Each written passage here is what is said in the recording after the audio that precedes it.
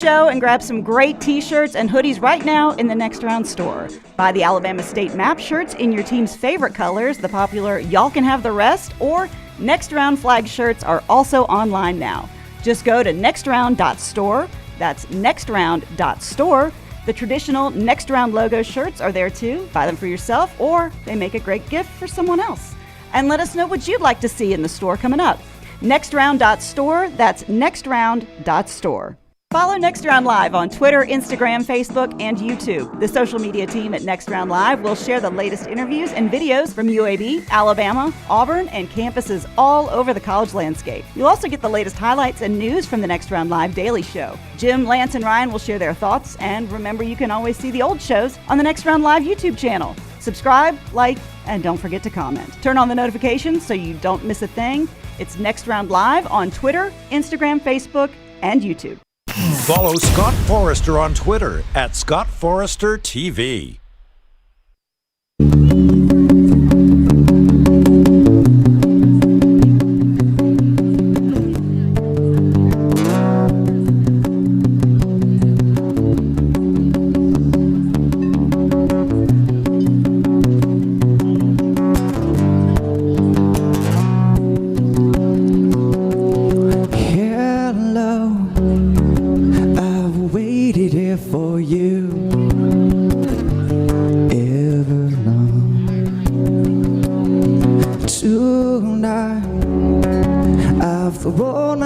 Into I'm out of the red, she said.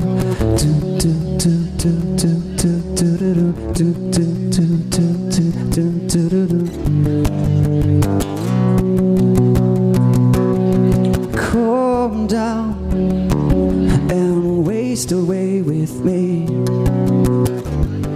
here with me. So how you wanted it to be. I'm out of the red, she said. And I wonder, could I sing along with you? If everything would be this real forever. If everything would be this good, oh girl. The only thing I'll ask of you is you gotta promise not to stop when I say well. She said,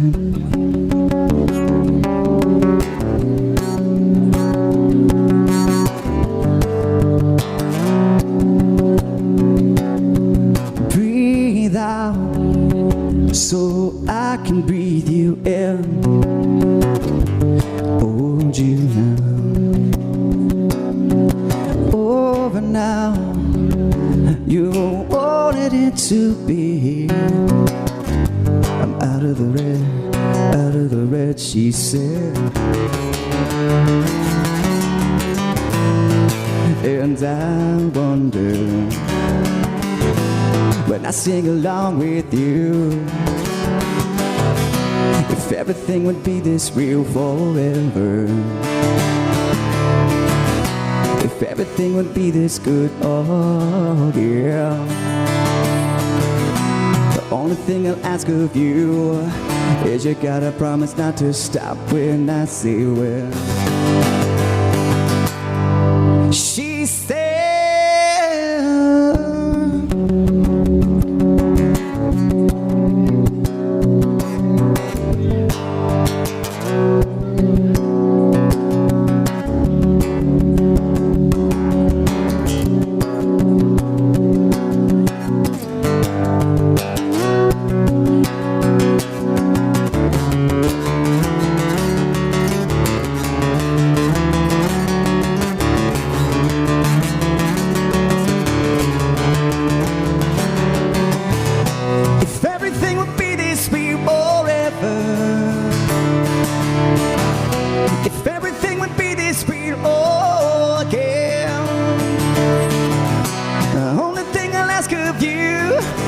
your balance running not to stop it, and I say, well, I say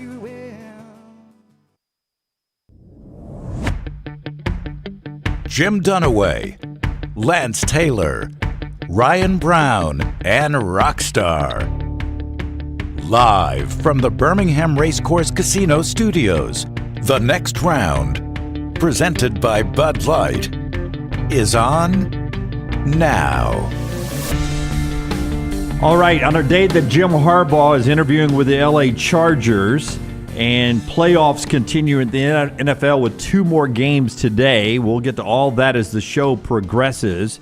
But after working on a Saturday, everybody up here and in Tuscaloosa pounding it on a Saturday to cover the Kalen DeBoer entrance into the Alabama family, 28th head coach there. We'll continue the building of this coaching staff and the in and out of the roster throughout the show today. Welcome in Jim Dunaway, Lance Taylor, Ryan Brown, Rockstar Forrester, Tyler Lunsford. Taylor Corden is handling social media. Emily Grace McWhorter, our in-the-field reporter, also here on site today as we get going from our Birmingham studios. Wherever you are, I hope you're safe weather-wise on this national holiday. And be safe if you're out traveling, but just sit back and enjoy this live show for the next 3 hours. A little time to absorb Kalen DeBoer as the head coach at Alabama. Brown, you and Forrester and the EG were over there. All the rest of us up here in the studio. I'll start with you over there. Just a reaction to a news conference. You've seen 1,000 of these. I have seen 1,000 of them. Not one there, though, in 17 years. So, in a way, it was kind of surreal that, people have been trying to retire Nick Saban for quite a while, and it did finally happen. And you barely even had time to absorb that before you're talking about a new head coach. I've never seen it happen that quick, really. 48 hours is a heck of a quick time to hire a head coach to start already on your staff. Greg Byrne in his head is saying 49. It felt like 48 to me, but he's going officially 49 hours. I do know, though, that Greg Byrne said Nick Saban told the team at 4 o'clock Central Time Wednesday, at 7 o'clock Pacific Time Thursday, the Burns and the DeBoers were sitting down to dinner in Seattle. That's a pretty quick turnaround right there. Yeah, that's getting it done. And just back to the press conference, the initial press conference, so impressive. And, I said it's going to take a special constitution for whoever takes this job to follow the guy, the best to ever do it. And it doesn't seem like the moment is too big for Kalen DeBoer. Now, we'll see how it translates, wins and losses, once they get it rolling in September. But, man, right now, Alabama fans that I've been talking to, they have bought in, and they are 100% on board. And I think they're excited about, some of the accessibility to Nick Saban and some of the things DeBoer said. I'd be a fool not to lean on this guy. Yeah. I want him to give me something critical once a day at least. If I'm an Alabama fan, I love to hear that kind of stuff. Yeah, and you get the feeling Nick, at least right now, plans to be a part of the program. Though after watching the Cowboys this weekend, I'd make a call to him or Belichick let him come coach my team. But that's a different story later on. I will say this, though. The biggest story now is building the staff and controlling the roster, the ins and outs of the roster here. And obviously the big concern over the weekend were the coordinators. The OC was a given, right? Okay, so we'll get to that in a second. We knew Ryan Grubb, if he wasn't going to be the head coach at Washington, was going to come, and that's a fantastic thing for Alabama offensive players. But the other side is the defensive side, and I think that's where Alabama, and you've seen it in the portal already, is the most vulnerable.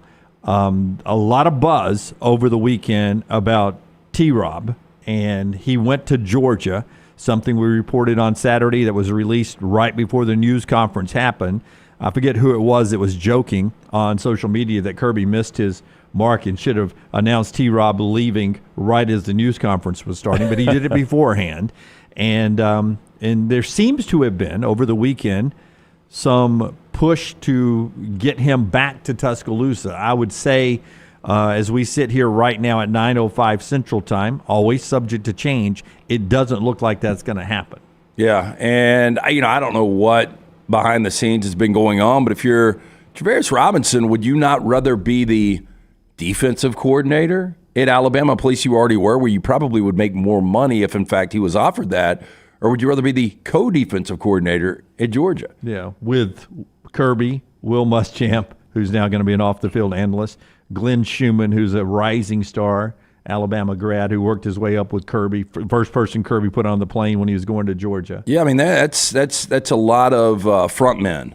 DeBoer obviously is an offensive guy. The main focus is going to be Ryan Grubb and that relationship offensively.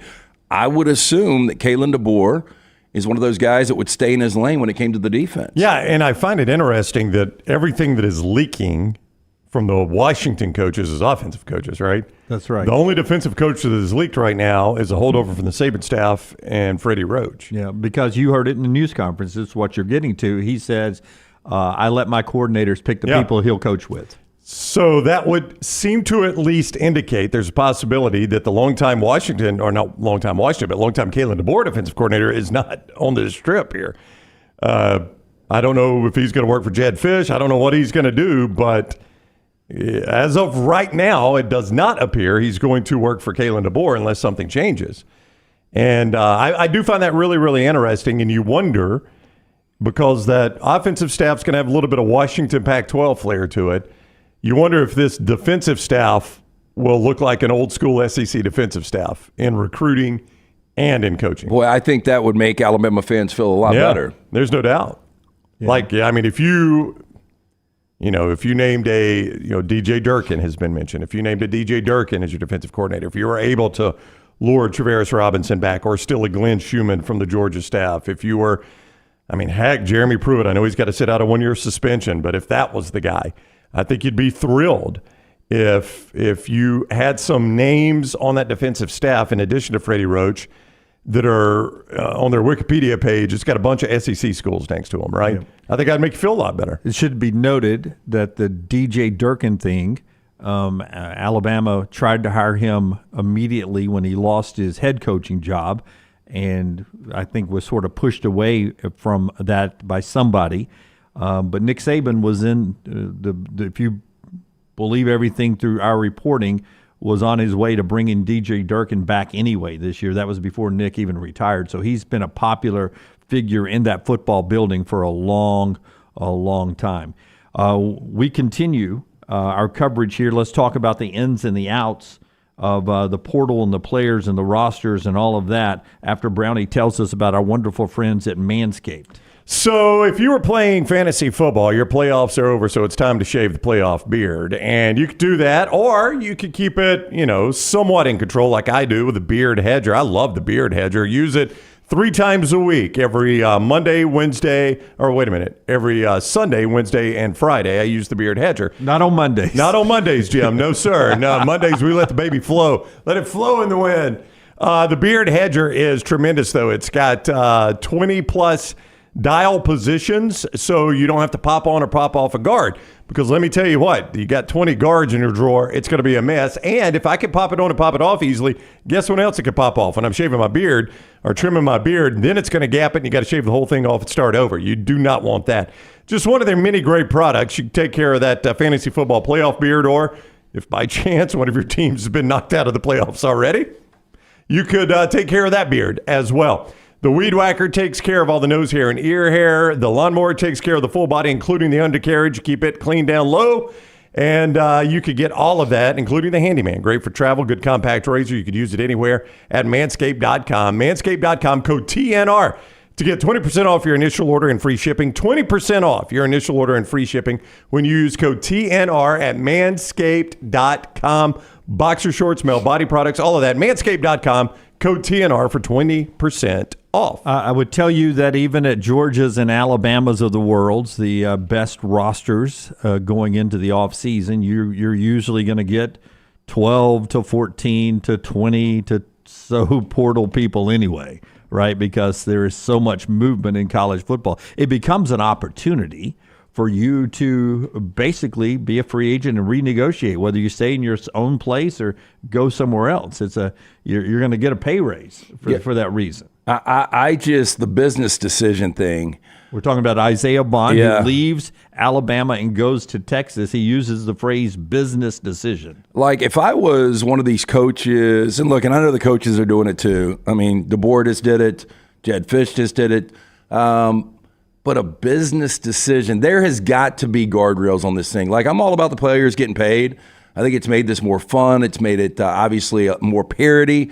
But in the NFL, you can't have a guy that jumps off a roster like that. They're under contract. Isaiah Bond there with Steve Sarkisian. First off, that should be an NCAA violation. Those two. Why? The cowhide? Oh, you're talking about the chair should be a violation? Yes. Hey, but for him not to, and I don't know how much is factual, but you guys saw the reports that DeBoer reached out and didn't even bother to call the coach back. I mean, you would like it to be handled differently, but Isaiah Bond clearly wanted to go play somewhere. I mean, he took a shot, not a direct shot, but a stray at Jalen Milroe on the way out the door, talking about how he wants to increase his NFL stock and playing for Quinn Ewers will increase his NFL stock, which unsaid is, I can't do that playing with Jalen Milroe. Yeah. And, that's unfortunate to do that, but I like Isaiah Bond. I think he's a good receiver. I did too. I heard a number, though, and I don't think he's worth the number. Maybe not. But I thought he developed into a good receiver for Alabama this year. And, there's never been more freedom of movement than there is now. And that just shows you he's going to take advantage of that window. Now, I honestly thought Isaiah Bond was going to enter the portal, see what his leverage was like with Alabama, see how much Alabama loves him, and then make a decision. And it doesn't appear that was the case. Well, let's be honest. Jalen Milroe and the way this offensive line was this year, they did not pass the ball like, say, Washington did. I mean, they didn't throw it as much. They didn't. There wasn't as many targets for the Isaiah Bonds of the world. I think he led the team with 48 catches. You guys do the math. 4 touchdowns, right? Yeah, 48 catches. He led the team, and with 48 catches, they played 14 games. How many is that a game? That's not double digits. Yeah, no, that's roughly 3.2. Yeah, that's not what the Washington receivers were getting. All three of those guys were over 1,000 yards in receiving. And that's why, if you are representing Isaiah Bond and it's truly about player development and opportunities, you at least have a sit down with Kalen DeBoer just based on his track record. Like, ultimately, maybe you go to Texas. I told some people on Saturday, different Alabama fans, what do you think is going to happen in Austin? I said, he ain't leaving Austin. They got too much money. Oh, that's right. Yeah, once you're there, he ain't coming back. That's exactly right. Once you got on that plane, it was over with. Here is Kalen DeBoer from our coverage on Saturday, talking about what we're talking about. The first thing he's got to do, because everyone else is out recruiting the 2025 class right now, his first job is trying to take care as much as he can of the best roster according to 24/7 composite rankings over a 4-year span in college football. Here's Kalen. But first and foremost, the recruiting needs to happen within this team and getting them to buy in. And, in the world today and how easy it is to jump from one place to another, I'll just be frank with you, this is a time when people try to take advantage of that. And, that's the competitive world we live in, and I understand that. And so recruiting our own roster is first and foremost, and then the recruitment of, those that, have the interest, maybe are committed, maybe haven't signed, kind of just touching base with all of them and making sure, I understand and have a good understanding of what that is all out there. I understand spring ball's down the road, and organization, I think, is one of my greatest strengths, and we'll have a day-to-day organization that's 12 months out in every area to support our guys. Yeah, that's something Nick Saban was really good at. Brown, it should be noted right now that Alabama, Washington, and Arizona joined the club because their coaches have left. That's the only portal window that's open right now. That is right. For those three schools, and it's a window that closes in about 26 days for Bama. It's about 29 days for Washington and 30 days for Arizona. Which I understand that NCAA rule, but kind of to Lance's point too. Well, that makes it tough on those schools because while there's some underhanded dealing that goes on even when the portal is closed, there's such a focus on those three rosters right now because you can get those guys immediately. I don't have to wait till spring. Well, cherry picking. I could cherry pick right away, Lance, so I don't have to. If there is a kid I like on the Ole Miss roster, I might be talking to him behind the scenes, but you know what? He can't move until spring to the spring portal. But anybody that's on Alabama, Arizona, Washington's roster right now, I could go pick those guys off right away. Yeah, big-time college football has gotten really dirty at every level. And I really believe if ultimately, and I don't know how you guys feel about this, if we really get to roughly 60 teams and it becomes a bigger NFL where you've got just the Big Ten, the SEC, and throw in one or two other leagues, you're going to have to get guardrails. You're going to have to figure this out because in the NFL, you can't have a coach jump another job. It doesn't happen. You've got to have compensation. These players are under contract. They can't jump around like this.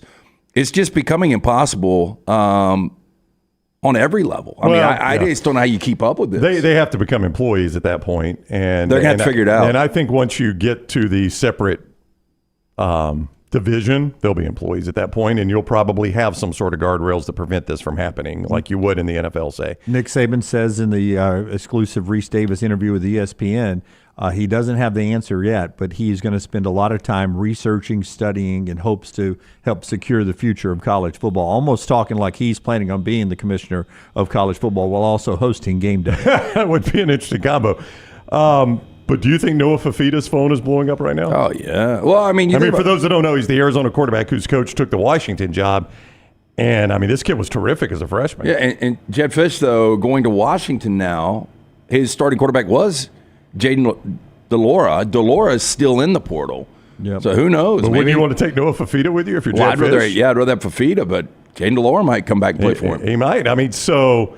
And I found that interesting. Was it, and you guys remind me, was it Brock or somebody that was on with us talking about Arizona and how these guys have done it together? It was me. Yep. Okay. Because I heard this deep, long interview. I forget what podcast it was on. And it was Jed Fish and some of the players from the recruiting class when he got there. It was a one-win team, I think. It was. That he took over. They won one game. And he convinced, I think it was 23 guys to sign with that recruiting class. And only 2 have left. They were freshmen together, and they got a little bit better. And then they were sophomores together this year. Yep. This year. And he said from the day they stepped on campus, I talked to them about us all being together for 4 years and building for that last year, and they're going to make a 30 for 30 about us. That's right. Oops. And you remember what I said that day when you brought it up, right? I don't remember right now. I said the irony of that's going to be when all those guys stay together their senior year and Jed Fish jumps and takes another job. 1 year early. Little did I know.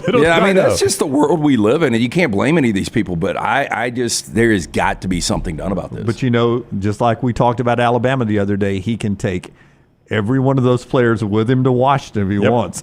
And somebody was joking about broken promises is the name for the 30 for 30. And I said, or it could be when cats become dogs, from Wildcats to Huskies. A good name for a 30 for 30, is it not? One more thing in our opening segment, but then we're going to talk to Yogi Roth of the Pac-12 network, who has covered Kalen DeBoer for a long time. He also does Elite 11 quarterbacks, replacing Trent Dilfer in that role. We'll talk to Yogi in the next segment. Show being brought to you in part today by our friends at Michelson. 205-969-8100. That is the number that I called over 20 years ago. I had the 2200 vision. I was legally blind without the aid of contacts. I was wasting money each and every year on Contact Solutions. Finally went in, see Dr. Mark Michelson. I have 2015 vision, better than 2020. Make the phone call that I made, 205-969-8100. Ask for Amy. Tell her the next round sent you. They're going to hook you up with a hassle-free consultation, 0 to lose, to find out if LASIK is right for you. Dr. Mark Michelson, Dr. Jen Michelson, best in the business. For more information, MichelsonLaserVision.com. Listen, I am not worried about 2025 recruiting yet. Alabama, the Ryan Williams thing happened on the day Saban retired, but a 5-star wide receiver, if you were reading the tea leaves, he was on his way to leaving Alabama when he didn't sign on the early signing period, and a lot of people believed he was going to Auburn regardless, whether Saban stayed or not. 5-star wide receiver Jamie French, 2 Fs at the beginning, decommitted over the weekend as well. Long time for somebody to hold on to him or getting back. I guess, he could come back to Alabama if he likes what DeBoer is doing, or he can go somewhere else. I'm not worried about that side of the ball. It's the defensive side of the ball I'm most worried about. Amari Nyblack goes into the portal, tight end who had, I think, 20 receptions. I think I'm right about that, 327. Yeah, he would disappear for large periods of time, and then he would show back up, and you're like, God, that guy looks good. Now, of this recruiting class, 5-star DB Des Ricks has reopened his commitment. He hasn't gone anywhere yet. 4-star DB Antonio Kite has reopened his recruitment. Even though he's already signed, he can leave now. He hasn't gone anywhere else. Earl Little Juniors at Florida State, Stories at Kentucky. So that's the movement that is going on. Can I just say this, though, about recruiting? And it has been a line that has oft been repeated this week, and I've heard it a million times. Normally, I've heard it from some Alabama fans, but normally this is from opposing fans. Guys going to have to learn to recruit in the South. Going to have to learn to recruit in the South. That's what's going to get him if you can't recruit in the South. And I've made the point a couple times. You know who else had to do that? A guy named Nick Saban. Yeah, it's a great point, because when he left Michigan State, came to LSU, guy had never even coached in the South. The furthest south he had been was defensive backs coach for the Houston Oilers, not Cougars. Yes. Well, same with Urban Meyer. You know who else who had to do that was Urban Meyer. Yeah. Guy had never been in the South in his life and came in, and I looked it up because it doesn't go far enough back for me to see what Saban did at Michigan State before he came to LSU. But I looked up Urban Meyer. Rivals was the only one doing ratings back then. He was recruiting in the 90s and 70s and 60s at Utah. Came in and built the dynasty at Florida. They don't come more Yankee than Brian Kelly. And Brian Kelly has been 5th and 7th his last 2 years. My point is, those programs sell themselves a lot, and these guys are, if you're a good recruiter, you're a good recruiter. Brown with the best line I've ever heard on the Zone last night when he said, I'm not even sure Urban Meyer had fried food before he came down south.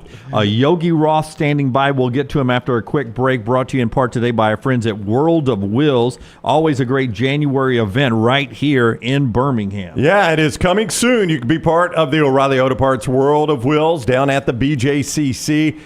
Great event coming up. Mankind, Mick Foley, WWE legend, is going to be there. Dave from Ken Digit Designs. The Beeve, Jerry Mathers on Sunday. Dave is there on Saturday. You can get all this information and get discount tickets at any O'Reilly Auto Parts store or go to worldofwills.net, worldofwills.net. It is coming up February 2nd through 4th at the BJCC, February 2nd through 4th. Worldofwills.net or any O'Reilly Auto Parts store. A guy that knows Kalen DeBoer and his staff well, Yogi Roth, next on the next round. Follow Sean Lunsford on Twitter @JLuntz. Things fall apart. There's even a book about it, but that doesn't mean you have to break the bank to fix them. Ryan Brown here for the next round. Our friends at Mortgage Right have a new renovation option that will make repairs and other home improvements easy. If you've recently purchased a home and find yourself short on cash, or you're looking to buy a fixer-upper, Mortgage Right's renovation loan program can help you spruce up your space. Repairs can be made to your roof, plumbing, flooring, and more with the help of top-notch mortgage professionals. So get your fix by visiting mortgageright.com/TNR. And MLS 2239, Equal Housing Lender. When it comes to great clothing, I love comfortable clothing that I can also wear to the golf course or anywhere I go. I get that from Roback. Ryan Brown here for the next round. Whether it is the softest hoodies you'll ever find, they're great quarter zips, the polos, the pants, the crew necks, you can get them all at Roback.com, and we're helping you save. Your first order at Roback.com can get a 20% discount when you use code TNR20. That is Roback.com, code TNR20 for 20% off your initial order at Roback.com. Remember the name Way to Wellness if you're battling weight loss in your life. I'm Jim Dunaway from the next round. There was a time I was over 216 pounds until Way to Wellness helped me lose 45 pounds, and now for over 2 years, they've helped me keep that weight off. Here's their website, aplanforme.com, aplanforme.com. That's a great name for a website because there's no cookie cutter plan. Everything is designed specifically for you. No contract, no sign-up fees, and your first consultation is free at Way to Wellness. Stop by the New York Butcher Shop and pick up the finest in certified Angus prime beef steaks and burgers, premium pork chops, ribs, and all-natural chicken cut to order just for you. Their chef-prepared entrees and side dishes are the perfect dinner-to-go choice for your family and are ready to heat at home. With a great selection of fine wines and desserts, the New York Butcher Shop is your one-stop dinner shop. 2 locations to serve you, Cahaba Heights and on Highway 119 in Greystone. The New York Butcher Shop, rare quality, well-done service. Storm season is here. Make sure you have a plan of action in place right now. Greg from Pell City and Storm Restoration Roofing should be your first call when storms hit. Insurance companies love working with Storm Restoration Roofing because of Greg Nelson's name and reputation in the industry. When storms hit, call Greg Nelson. He's local, 205-542-3531. He's the home of the free no-cost roof inspection. Greg from Pell City on Facebook, 205-542-3531. It's Storm Restoration Roofing. Make sure to start your day at nextroundlive.com. Get caught up on the latest podcasts and videos from the live daily show, plus specialty shows such as the Mystery Fifth Hour. You can also learn more about the whole staff at Double Down Media, find all of our social media feeds, see the latest videos from our YouTube channel and gaming channel, plus find other ways to consume the show like the Next Round mobile app, which you can download direct from the site via your iOS and Android device. Make nextroundlive.com your homepage and stay up to date with everything from us here at the Next Round.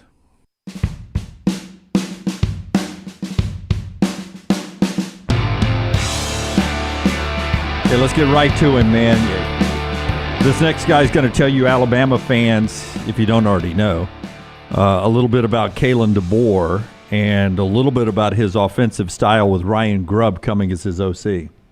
He is Yogi Roth, Pac-12 Network. He's been on the show. You guys loved him last time he came on. We hope he's as good this time. I know he will. What a lot of pressure. What a setup right there. Yeah. He's on the JohnstonRVCenter.com hotline. Welcome in, Yogi. How are you today? I'm doing great. Good morning, fellas. Good morning. Yeah, remember that time Tiger just shot 60s every time at Augusta? No pressure. Just keep being good, Yogi. I'll do my best. When Alabama, if you could just summarize, and we'll go deeper in this, but just as an overview, your opinion of what they got when they hired Kalen DeBoer. Yeah, they got a guy that is built for it. You know, the job's not going to be too big for Kalen DeBoer by any stretch. I think it's often talked about you got to follow a legend. I saw it out here at SC when Pete Carroll went to the NFL. We've seen it many times. We're seeing it right now. And Kalen DeBoer is going to go attack it, just like his teams have attacked opponents ever since he's been a play caller or head coach way back at NAIA schools, or most recently at Washington, taking his team to the national championship and undefeated, and the most challenging Pac-12 league I've seen in 20 years.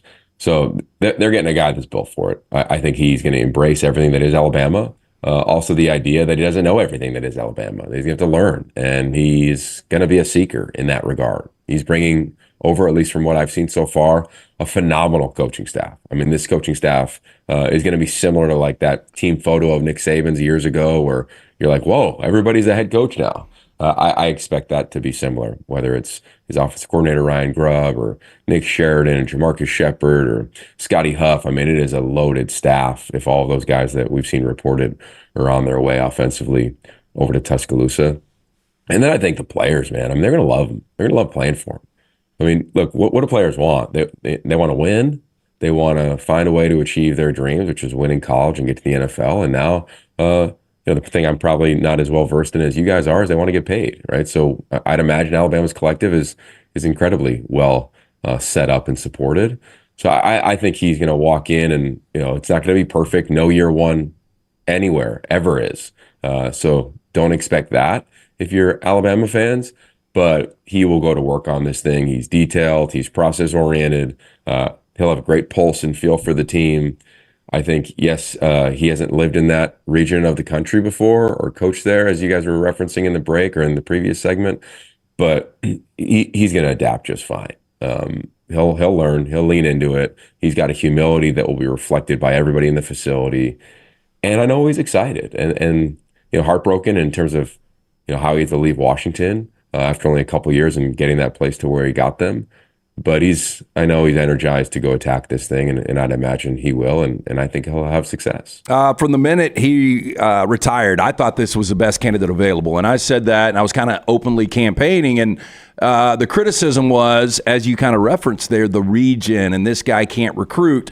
And there were people saying, look, if you look at his composite recruiting, it's like in the 50s. And I'm like, well, hell, if it's in the 50s and he's playing for a national championship, what can he do once he gets to a fertile recruiting ground that is Tuscaloosa and in the Southeast? So I don't think the recruiting is going to be a problem.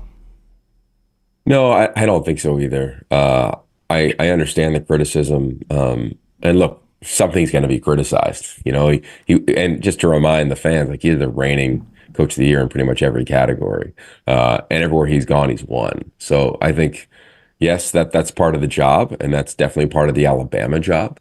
Everything will get criticized, to the car that you drive, to where you go to eat, to how you walk, what you wear on game day. I'm sure that's just going to be part of the deal. It's fanatical fan base, but Kalen DeBoer can handle it. I don't think that recruiting, while the region changes, again, I go back to what I just referenced, what do players want? You got to go in there and show them a plan. Kalen DeBoer, his best recruiting job was probably, 3 guys are going to be first or second round picks at receiver, and Rome Odunze, and the other receiver, Jalen McMillan, and Jalen Polk at Washington. They were all thinking about the portal when he got to UW, and they probably never even heard of Kalen DeBoer. And he walked in there, and in one film session, they were like, okay, not going to go do that. And then the second film session, he said, hey, keep an eye on this quarterback we're bringing in. Here's some film on Michael Penix Jr. And then a week later, he was on campus, and the rest is history. So I do not anticipate that being a dramatic challenge. There'll be a learning curve for sure. I mean, that region is a little different, as we all know. I was saying earlier on another show, I think that probably the biggest learning curve or the biggest adjustment is going to be the amount of people that feel as though that they're a part of this thing and are involved. I don't know what it's like there. I mean, I've read enough stories about Auburn to hear about, man, so many voices. But I would imagine Greg Byrne and Nick Saban have set a pretty good blueprint to make that thing, hum pretty smoothly. And I'd imagine that part, won't change without knowing the details of it. But I think that'll probably be the biggest adjustment is, everybody thinks they're a dramatic part of this thing. And they are. They all have their role. But I'd imagine that everybody isn't walking to the facility that's a fan and telling Kalen DeBoer what offense they like him to run. But he'll probably hear a lot of those opinions and more so than he did at his previous stop. I would venture to say that Millbank, South Dakota is closer to Tuscaloosa, Alabama than Seattle, Washington is. But I'll wait and let Kalen be the judge of that. I want to ask you, you've got a dry erase board behind you with a play drawn up. What are we getting in Tuscaloosa if you're a Bama fan of that philosophy? Like, tell me what do you get in the offense that DeBoer and Grubb brings to town? Yeah, well, first off, that's my favorite play in football. Slug a win. Old Niners play. We ran it a million times at SC, and I'll be running it in flag football in a couple of weeks as the head coach here in Venice Beach. But number one, you're going to get a style for Kalen DeBoer that is going to be aggressive. Systematically, it reminds me a lot from a play calling standpoint of what Bama did in 2020 with Steve Sarkisian. In terms of players in space, catching the ball on the move. That's what they're going to be. They're going to be aggressive. They want to create explosive plays, and to create explosive plays, you got to get after it and take some shots. But they won't be reckless. I mean, this is a team, when you study them, they win time of possession. They make sure they utilize the play clock, even if they do throw it 40 times, and you're watching them try to win the game. And I think when you're around Kalen DeBoer, he's phenomenal in that regard of detail-oriented game planning, putting players in the best position to win. They'll do these three things. They'll start fast, right? If you look at them, I'd say 80% of their games at Washington, they scored on the opening drive of the game, or even the opening drive of the second half. They've been phenomenal there. They've thrived in the middle 8, which is the last 4 minutes of the second quarter, first 4 minutes of the third. That, to me, is all about situational football. And then I think they finish, and that's why I go back to the play clock. I go back to my game notes of when I was calling a bunch of, whether it's Fresno State games or Washington games since he's been there, and they've all kind of said a version of the same things. It's, hey, we want to get after it, we want to be aggressive, but we are going to play really smart football. And when you get to practice, and I was probably as close to him as anybody in America the last couple of years, you watch a systematic approach to the craft. I mean, I've seen a lot of coaches coach situational football. I've never seen what I've seen at Washington in terms of how they do that. So his teams will be prepared for every scenario that comes up in a ball game. A coaching staff will get after it aggressively, but also get after it by having a lot of fun. And then I think the last thing is, like, he will work tremendously at making sure this team is connected. And the way that you do that is, to me, by sacrifice and commitment. He talked to me about that at length prior to the national championship game, just kind of reflecting back on that year 1 to year 2. And that's what the craft is about. I mean, those are the two words that I think, go hand in hand with one another when you're taking over a program, rebuilding a program, or trying to, maintain continuity, which is excellence, which is where he sits today in Tuscaloosa as the head coach at Alabama. And those things won't change. I mean, with all the things changing in college football, the formula to winning isn't. And I think Kalen DeBoer, you go back to his time in Sioux Falls, you go back to him at any stop along the way, that has been the constant. I mean, they've won.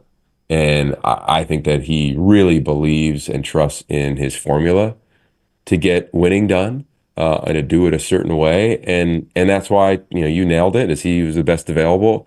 I would agree. And heartbreaking to watch him go and the style in which this radical world of college football is, especially with what he built in Seattle. But with where he sits today, I think Alabama's in the best possible place they could have been once Nick Saban decided to retire. Yogi Roth is with us, Pac-12 Network. He's been involved in the Elite 11 football camp, played the game at Pitt. And you also, Yogi, were a quarterbacks coach there at USC under Pete Carroll. So you know the position. You've been involved in the Elite 11. You've coached it on the collegiate level. You played on the collegiate level. When you look at Jalen Milroe and the style that Ryan Grubb and Kalen DeBoer like, how good of a fit is it? I know any coach can change to fit their players, their personnel. How much of a change, if any, would there have to be to fit what you've seen Jalen Milroe does best? Well, there'll be an adjustment, and I would never proclaim to know every quarterback that Ryan Grubb or Kalen DeBoer has coached, but I would make a tremendous argument that 1 and 2 are probably Michael Penix Jr. and Jake Haener. Everybody else was probably not near the passer or the dynamic player that either one of those two were. Those are the last two that those guys coach, and those are, of course, one's in the league with the Saints and one's about to be in the NFL. They've had to adjust their whole careers, guys. That's just who they are. So it will not be a challenge by any stretch of the imagination. What I've loved about Washington's offenses, and if I was going to give one line to Jalen Milroe or even that quarterback room, is that you're not going to play catch in this offense. You're going to play quarterback. And you're going to have to make reads, and you have to make decisions. And those decisions and those reads are going to be predicated on your skill set, period. And that skill set will evolve and grow from the first spring practice to the final one, first day in training camp to the end of camp, and game 1 to game 12. That will naturally happen. But there will be a set of rules and foundational principles to the offense that I believe Jalen Milroe is going to walk into. It will make him an incredible quarterback as he moves forward. He will be challenged, but he will never be in a position where his greatest asset, which is his confidence, is going to be impacted. He'll have to learn and all of those things that come with the position. But I would imagine he wants that. When I just look at the two guys that I just referenced, because of the offense they were in and the way they play the game, they're in a really good position in their lives right now in terms of the NFL and everything that provides. So I would imagine, I saw like their hug after that initial team meeting. I'm Jalen Milroe. I've probably been either on YouTube or texting with former quarterbacks that these guys have coached, or I'm just sitting in meetings right now saying, okay, let's get after this thing, because it will take his game, I anticipate, to another level. Yogi, I had a feeling Nick Saban was going to shut it down after this season, but Brock Heward and I were taping something when the Pete Carroll news broke. And his phone kept blowing up, and he's like, I got to check this. And he's like, oh, my God, Pete Carroll's out. And then we all started talking about, we had heard rumblings about Nick Saban. I was like, there's no way it's going down today, because there's no way Pete Carroll is done. And then Nick Saban's immediately done, and it went down. You coached under Pete Carroll. You co-wrote a book with Pete Carroll. Have you talked to him, and do you think, he's still so energetic for his age. Is there any chance he will still coach football in some capacity? Yeah, just a legend. So many stories are running through my mind right now. I can remember being on the sideline during Bama, Texas, back in the day at the Rose Bowl. And that was the day that he accepted the job. And I can remember leaning over to him and say, God, aren't you going to miss this? We look up at the crowd and the stands, and he goes, oh, yeah, I'll miss it, Yo, but this is every weekend in the NFL. And we haven't talked yet. We missed each other a day or two ago. So trading calls, but talked to enough people around him or have talked to him and know his body language well enough to know that, he's got stuff left in the tank. Where and how, that'll be fun to track. Whether it's head coach in the NFL, his son Brennan is, I believe, a legitimate candidate to be the head coach at Arizona right now. So who knows if he becomes a part of that thing, if Brennan ends up getting that job. I'd imagine that'll be settled in the course of the next 24 to 48 hours. But yeah, no, if you know Pete, he ain't slowing down. This guy doesn't know how to slow down by any stretch of the imagination. Doesn't mean he'll be a head coach, but I'm sure he believes he could. And I'm sure there's dialogue between him and his family of, all right, hey, we've been doing this thing for probably 50 years now. Do we want to take a beat, or do you want to go attack another thing? And knowing Pete, talking to him throughout the season, he didn't anticipate it to come, and he didn't anticipate slowing down. So he was not, to your point of Nick Saban, he wasn't thinking retire. He was thinking, get after it. How are we going to get better? What can we do to win next year? Unfortunately, the Seahawks saw it a little differently.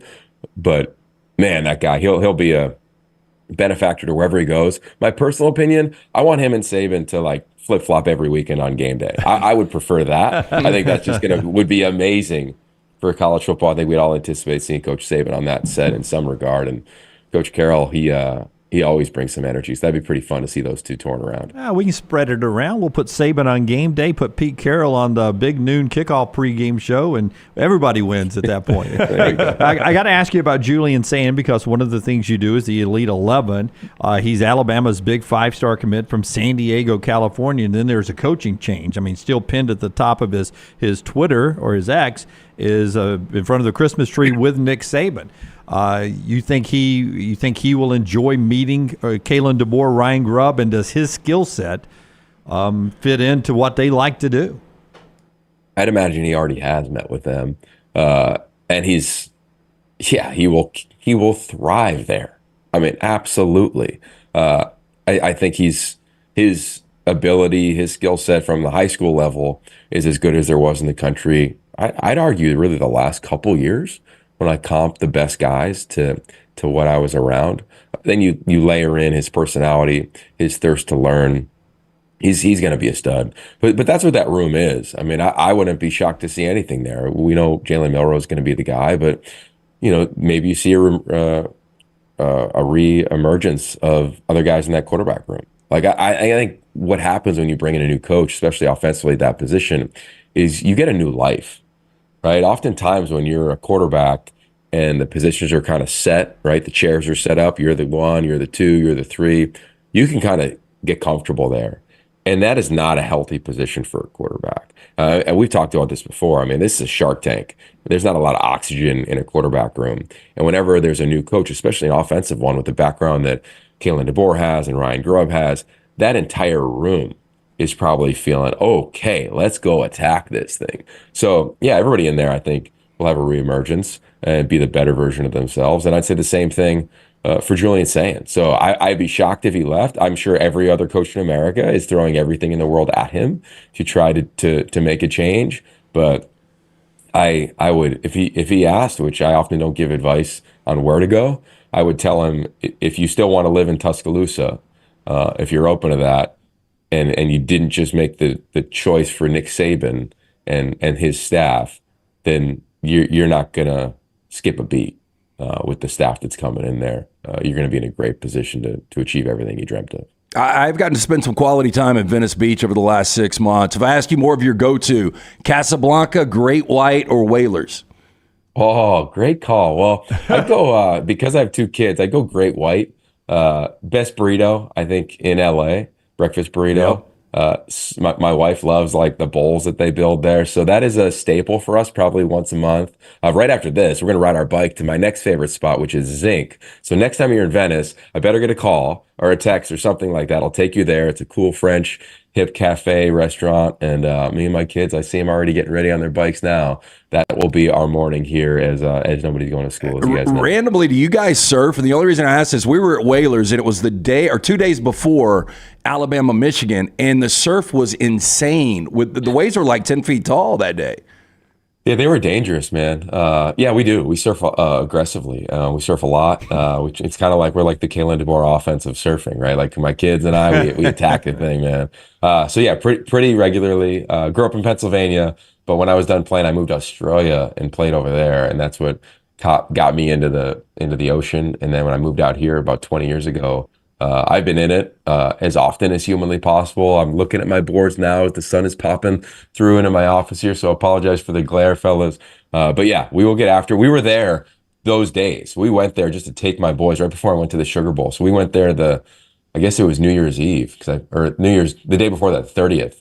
And it was aggressive, man. I mean, dangerous. We just went onto the pier where you probably were, just taking photos, running around, just being in awe of what the ocean and that power can bring. And yeah, man, we're there all the time. When it's like that, I am not in the water though. I learned my lesson a long time ago of what my limits are. Well, if you're right about Kalen DeBoer, or if Hugh Freeze gets it going at Auburn, we'll be back out there at some point, and we'll make good on that breakfast with you. I love it, man. And I'll let you know, I hope to come down and visit with Coach DeBoer and his staff. They're great guys. You will love, I'd urge everybody, get to know the whole staff, the support staff, the video, everybody that he brings. They're big time. And they're really first class, and I think they're going to thrive there. I don't know if they're going to win as many championships as Nick Saban has. College football is a little crazy now with all the adjustments, but you're going to be proud. You're going to be really proud of the product that I think Kalen DeBoer and his crew puts out on the field every weekend. Yeah. Excellent information. Go follow Yogi on Twitter, Yogi Roth, and he's on the Pac-12 Network. Elite 11 does tremendous work there. Yogi, it's been terrific, man. Thank you very much for the time. You got it, fellas. Appreciate you. All right, buddy. Take care. Yogi Roth with us on the JohnstonRVCenter.com hotline. About to hit the bikes and go to breakfast. Speaking of which, Johnston RV bringing us this part of the show as well. Yeah, you're going to see RV shows popping up all over the place with spring around the corner and people selling you go camping this summer. Listen, you don't have to wait at Johnston RV. They're already doing the RV show. Get great deals right now, both locations.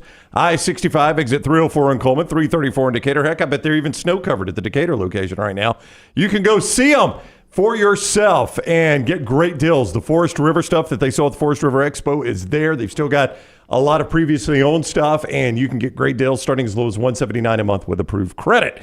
See it for yourself. I-65, exit 304 in Coleman, 334 in Decatur, and always online, JohnstonRVCenter.com. And our friends at Harbin's who changed your backyard. We will hit the touchy subject in the next segment. More Alabama football, but then, of course, the losses to the Rams and Dolphins over the weekend.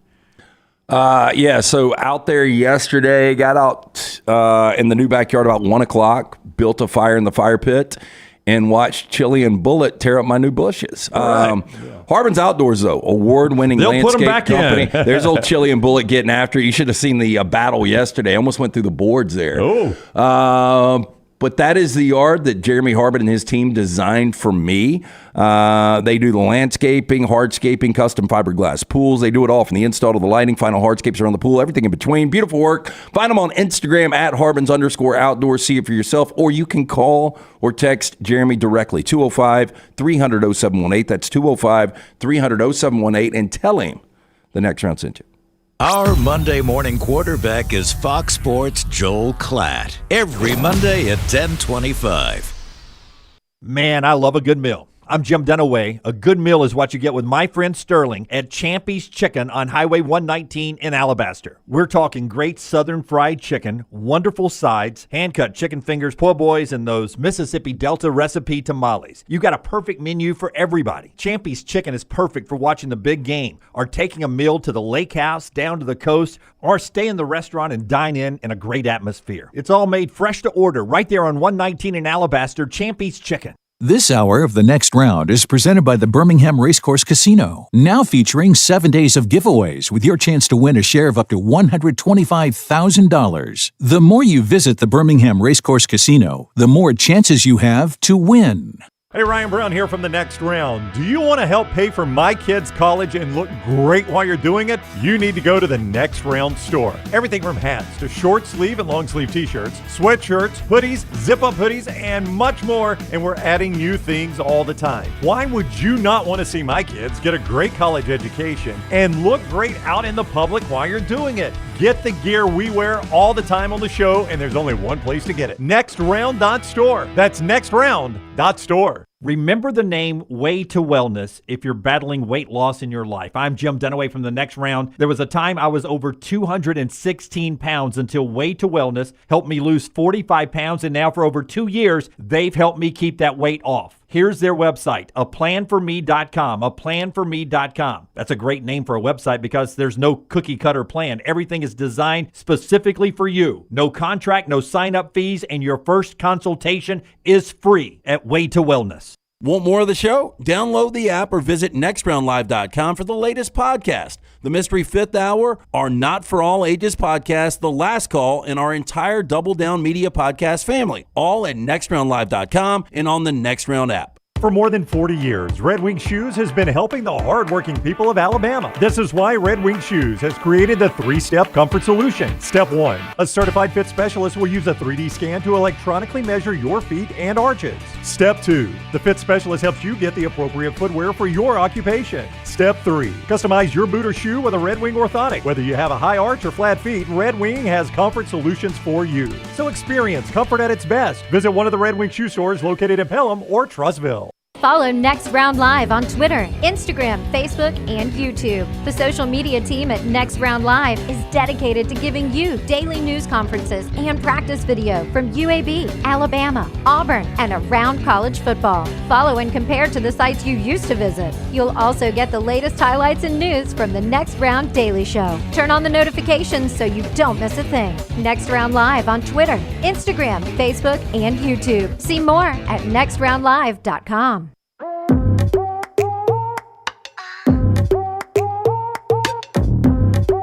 Approaching the top of the hour here, the show being brought to you in part by our friends at New York Butcher Shop.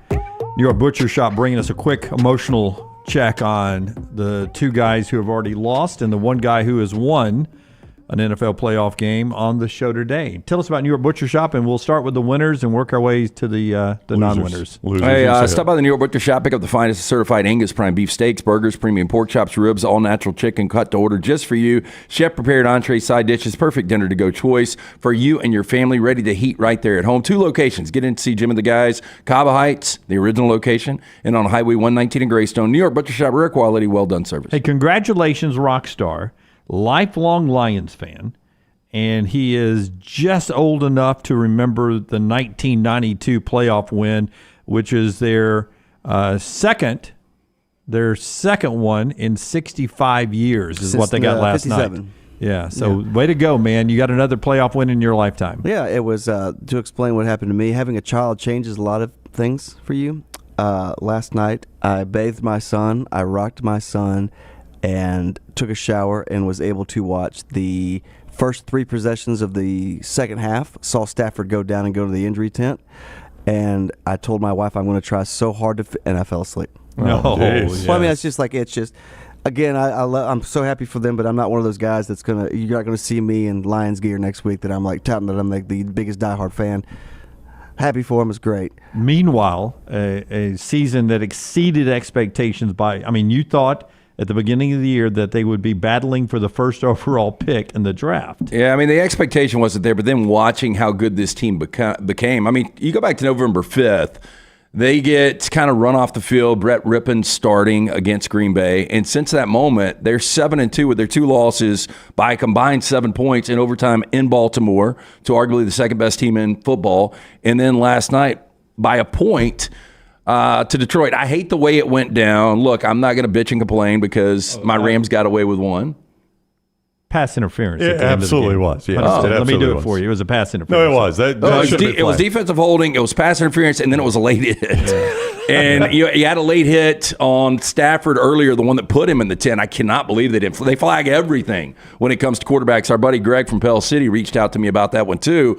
So, the NFL, it's a much better storyline if Detroit wins this. I'm not saying it was fixed at all. I just didn't believe the Rams were going to get a lot of calls. They did get a big call before the half. But the bottom line is it came down to this, and this is what sucks. For the first time this year, the Rams did not score a red zone touchdown. They were 0-3 in the red zone. They made the defensive adjustments in the second half. I really believed that once those adjustments kind of went down, that the Rams were going to ultimately win that game. I did not like McVay taking the 3 on the next to last possession. It just sucks, man, because I know this team, if they would have won, and you and I were texting about this, with Green Bay throwing the upset, Green Bay is going now to San Francisco. That's right. I think the Rams would have easily handled either Tampa or Philly, and it was one game set against San Francisco. And if for whatever reason to beat the team they just beat last week in San Francisco, then you're in a Super Bowl, hopefully a rematch against Baltimore, a team that you lost in overtime in Baltimore too. So anyway, all that said, it sucks. I couldn't go to bed last night. I take it way too hard. And it just... Yeah. I knew it was going to be tough. Yep. I want to say something about that. I hated it for you two things. Number one, I hated it for you, but it was hard not to watch the reaction of the Lions fans. Feel great for them, but I hated it for you. I was pulling for the Rams because of you. Yeah, it was hard But it was hard because like the Jared Goff story is a great story. it's just that reaction was tremendous. Now, Dan Campbell, like I would want him to be my coach. He wears me out. He's a little much. It seemed like a major coaching mismatch last night. Didn't play out that way. Loved it for Jared Goff, though. Really did, because I thought his career was over once he went to Detroit. But it took a minute. But the old ball don't lie saying between them and Dallas, there does appear like that was a very long ball don't lie, because Dallas crapped the bed, they actually get that home playoff game that was stolen from them in the Monday Night Football game against Dallas. They do. And, dumb me pulling for the Rams against San Francisco because I didn't want Dallas. Like, that's the one game the Rams really weren't in this year when they played in Dallas. Dallas was just unbelievable. I mean, the last time they lost at home was 16 months ago to your Tampa Bay Bucks and Tom Brady. I mean, that was forever ago. Little did you know Dan Quinn was fronting it up on his way to becoming a head coach. He put in zero prep defensively. It looked like it. Jordan Love tore him up. So Green Bay wins. And then there's your Dolphins. Yep. And I know it's just part of the game. And I'm by no means a Dolphins fan. But it does suck. And elements are part of it, but it does suck that you have to play that game outside this time of year, and it impacts the way one team performs. Well, I mean, to the point that one of the end zones was actually frozen. Now, that impacted the Dolphins none because we couldn't get in it, but it was absolutely frozen. I mean, it's your one touchdown was in the heated end zone. But let me tell you this. That's right. Let me tell you this. If Miami takes care of business on the Monday Night Football game against Tennessee, we're not even playing that game. Yeah, you're in. So it's on us. Yeah. It's not on the weather. It's not on Kansas City. It's on Mike McDaniel and Vic Fangio and Miami's players who did not finish out the Monday night game against Tennessee. If we win that game, we're the 2 seed. We're hosting a middle-of-the-day 70-degree game against the Steelers yesterday. And Buffalo and Kansas City were playing in that mess on Saturday night on Peacock for 23 million. A couple of things. I still, as bad as the conditions were, I'm really shocked that the offense went into the shell that they did. I just can't believe how soft we're getting. And it's easy for me to say there's not a chance in hell as a fan that I would go sit in that. But seeing the RG3 tweet about how dangerous it was and they shouldn't be playing football in those conditions. But the wind chill was minus 19. Well, I mean, but you can bundle up. You don't have to go to the game. Yeah, but you got to keep your eyes and your mouth exposed. Yeah. Okay, did anybody die? Oh, I don't know yet. I don't know yet. Well, I'm talking about at the game. We would know if somebody died. The Dolphins offense. I don't, and this is sad to say, I've just come to the realization, the way we play right now, this current Miami Dolphins team, and this is a lot like the way we've played for a long, long time as far as our style of play. We're going to have to get a 1 seed. We're going to have to play all our games in Miami and then a nice destination of the Super Bowl. Tough to and that's do, so hard to do. But, we have not won a playoff game in 23 years. Now the longest running drought in the playoffs. It goes from the Lions, which hadn't won one since 1992. It is now the Dolphins, who hasn't won one since 2000. There are some starved fan bases in the NFL. That is hard to imagine. That is the length of my marriage. It is. I got a kid in college now. That's the length of my marriage. Longer than I've known you. Longer than I've known either one of you two. Longer than I've known Rockstar. It's almost half my life since we've won a playoff game. And I don't ever think the Dolphins organization like that. You know what I mean? Maybe because I'm a kid from the 70s when they were so good in the 80s. I used to just say, we'll be back in a Super Bowl one day. And I told my wife coming home from church yesterday, this is the first time in my life where I've wondered if that's actually going to be the case. I used to just assume the Dolphins, they had a Super Bowl history. They'll be back. That's right. But after Saturday night, I don't know what it was about Saturday night. After Saturday night, I just wonder. I wonder if I'll ever – I'm 47 years old, about to be 48 in March. I wonder if I'll ever see the Dolphins play in a Super Bowl. That's a terrible thought to have. Yeah, and that was me last night. Like I said 2 years ago, if I could get one more, I'm content, and I got one. So I'm trying to live up to what I said. But I was telling Maddie last night, I was like, I can't wait. September is so far away. I cannot imagine. I mean, this just completely sucks. Just give me 7 more days to look forward to another game. That's why I love extending the season.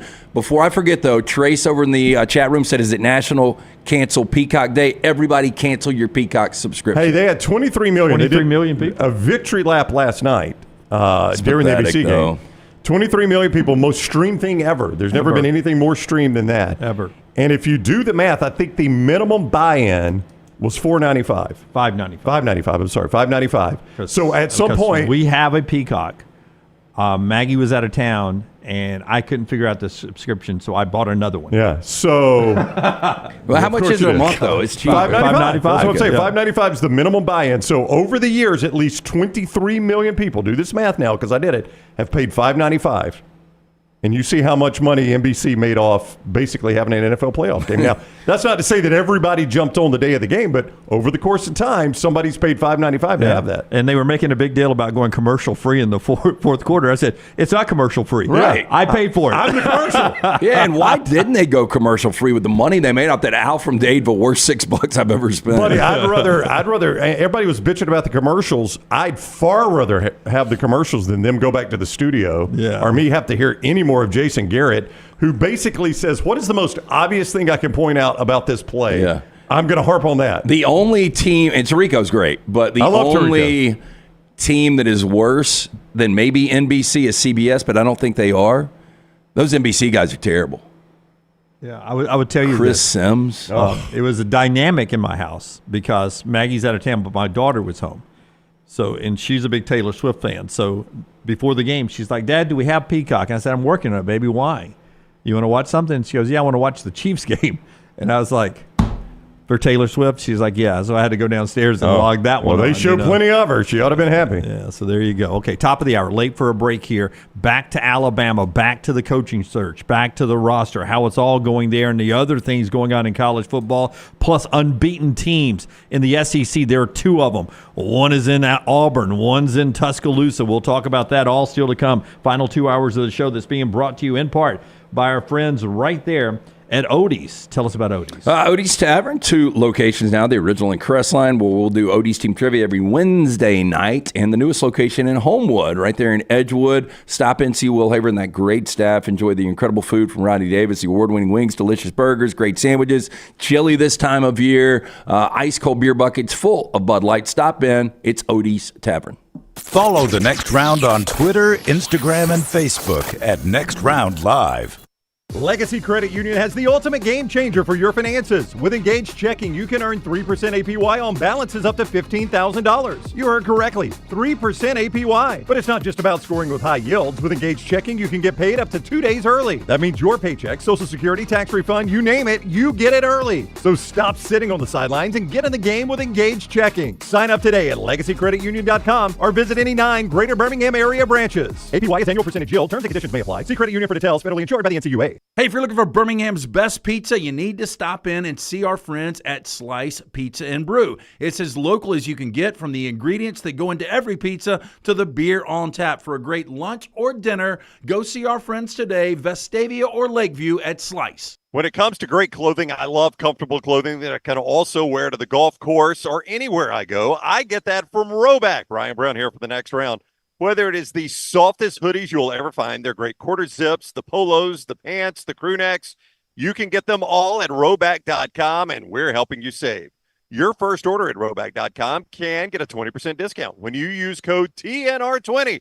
That is Roback.com, code TNR20 for 20% off your initial order at Roback.com. Let's face it, a home is one of the most powerful assets you can have, and our friends at Mortgage Right want to help you build wealth through home ownership. Mortgage Right is all about providing competitive rates, a variety of loan products, and a multitude of resources for a seamless home buying experience. They treat their borrowers like family and are always looking to bring more happy homeowners under their roof. See more by visiting mortgageright.com/TNR today and start living. That's mortgageright.com/TNR. NMLS 2239, equal housing lender. Follow Next Round Live on Twitter, Instagram, Facebook, and YouTube. The social media team at Next Round Live is dedicated to giving you daily news conferences and practice video from UAB, Alabama, Auburn, and around college football. Follow and compare to the sites you used to visit. You'll also get the latest highlights and news from the Next Round Daily Show. Turn on the notifications so you don't miss a thing. Follow Next Round Live on Twitter, Instagram, Facebook, and YouTube. See more at nextroundlive.com. What are you waiting for? It's non-stop gaming action at Birmingham Racecourse Casino. Come play more than 900 of the latest and greatest games around, featuring fun bonuses and big jackpots. You can wager and win on horse and greyhound races from all over the world. There are more ways to win at Birmingham Racecourse Casino. Birmingham Racecourse Casino, located off I-459 exit 31 Derby Parkway. Must be 21 or older. Want more of the show? Download the app or visit nextroundlive.com for the latest podcast. The Mystery Fifth Hour, our not for all ages podcasts like Bama and Bourbon, and the entire Double Down Media podcast family, all at nextroundlive.com and on the Next Round app. Jim Dunaway, Lance Taylor, Ryan Brown, and Rockstar. Live from the Birmingham Racecourse Casino Studios, The Next Round, presented by Bud Light, is on now.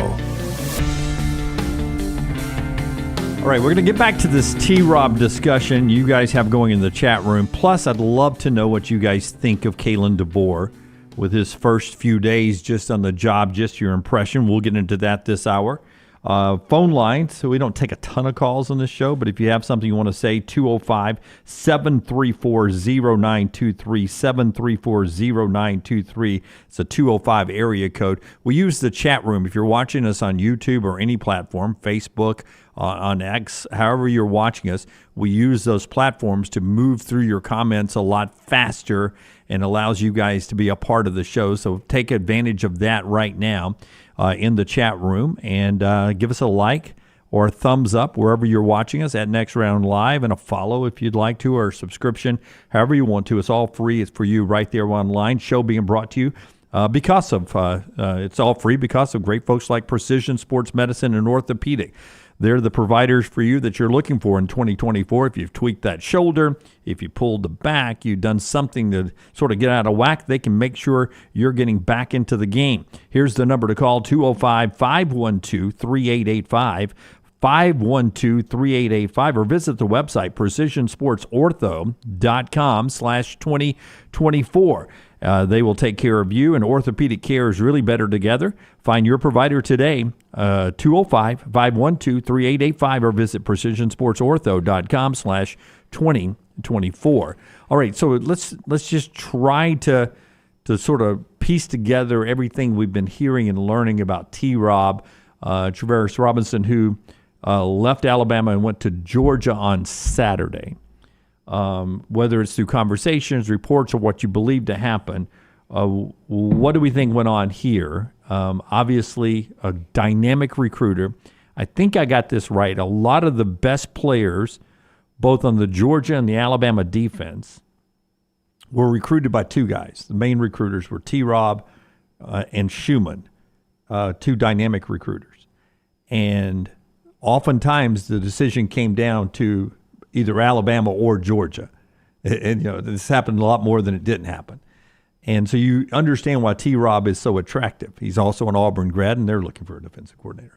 But the discussion when he went to Georgia somehow spun back around yesterday to where I think you were hinting on it on the Zone last night. There was something about maybe still some door open for T-Rob. The only thing I would have characterized, the way I would have characterized that is, as of last night, and the day's still young here, you never know what's going to happen, but as of last night, it would not have stunned me if Alabama's first defensive coordinator under Kalen DeBoer was currently part of the Georgia staff. And I'm not even narrowing it down to one guy.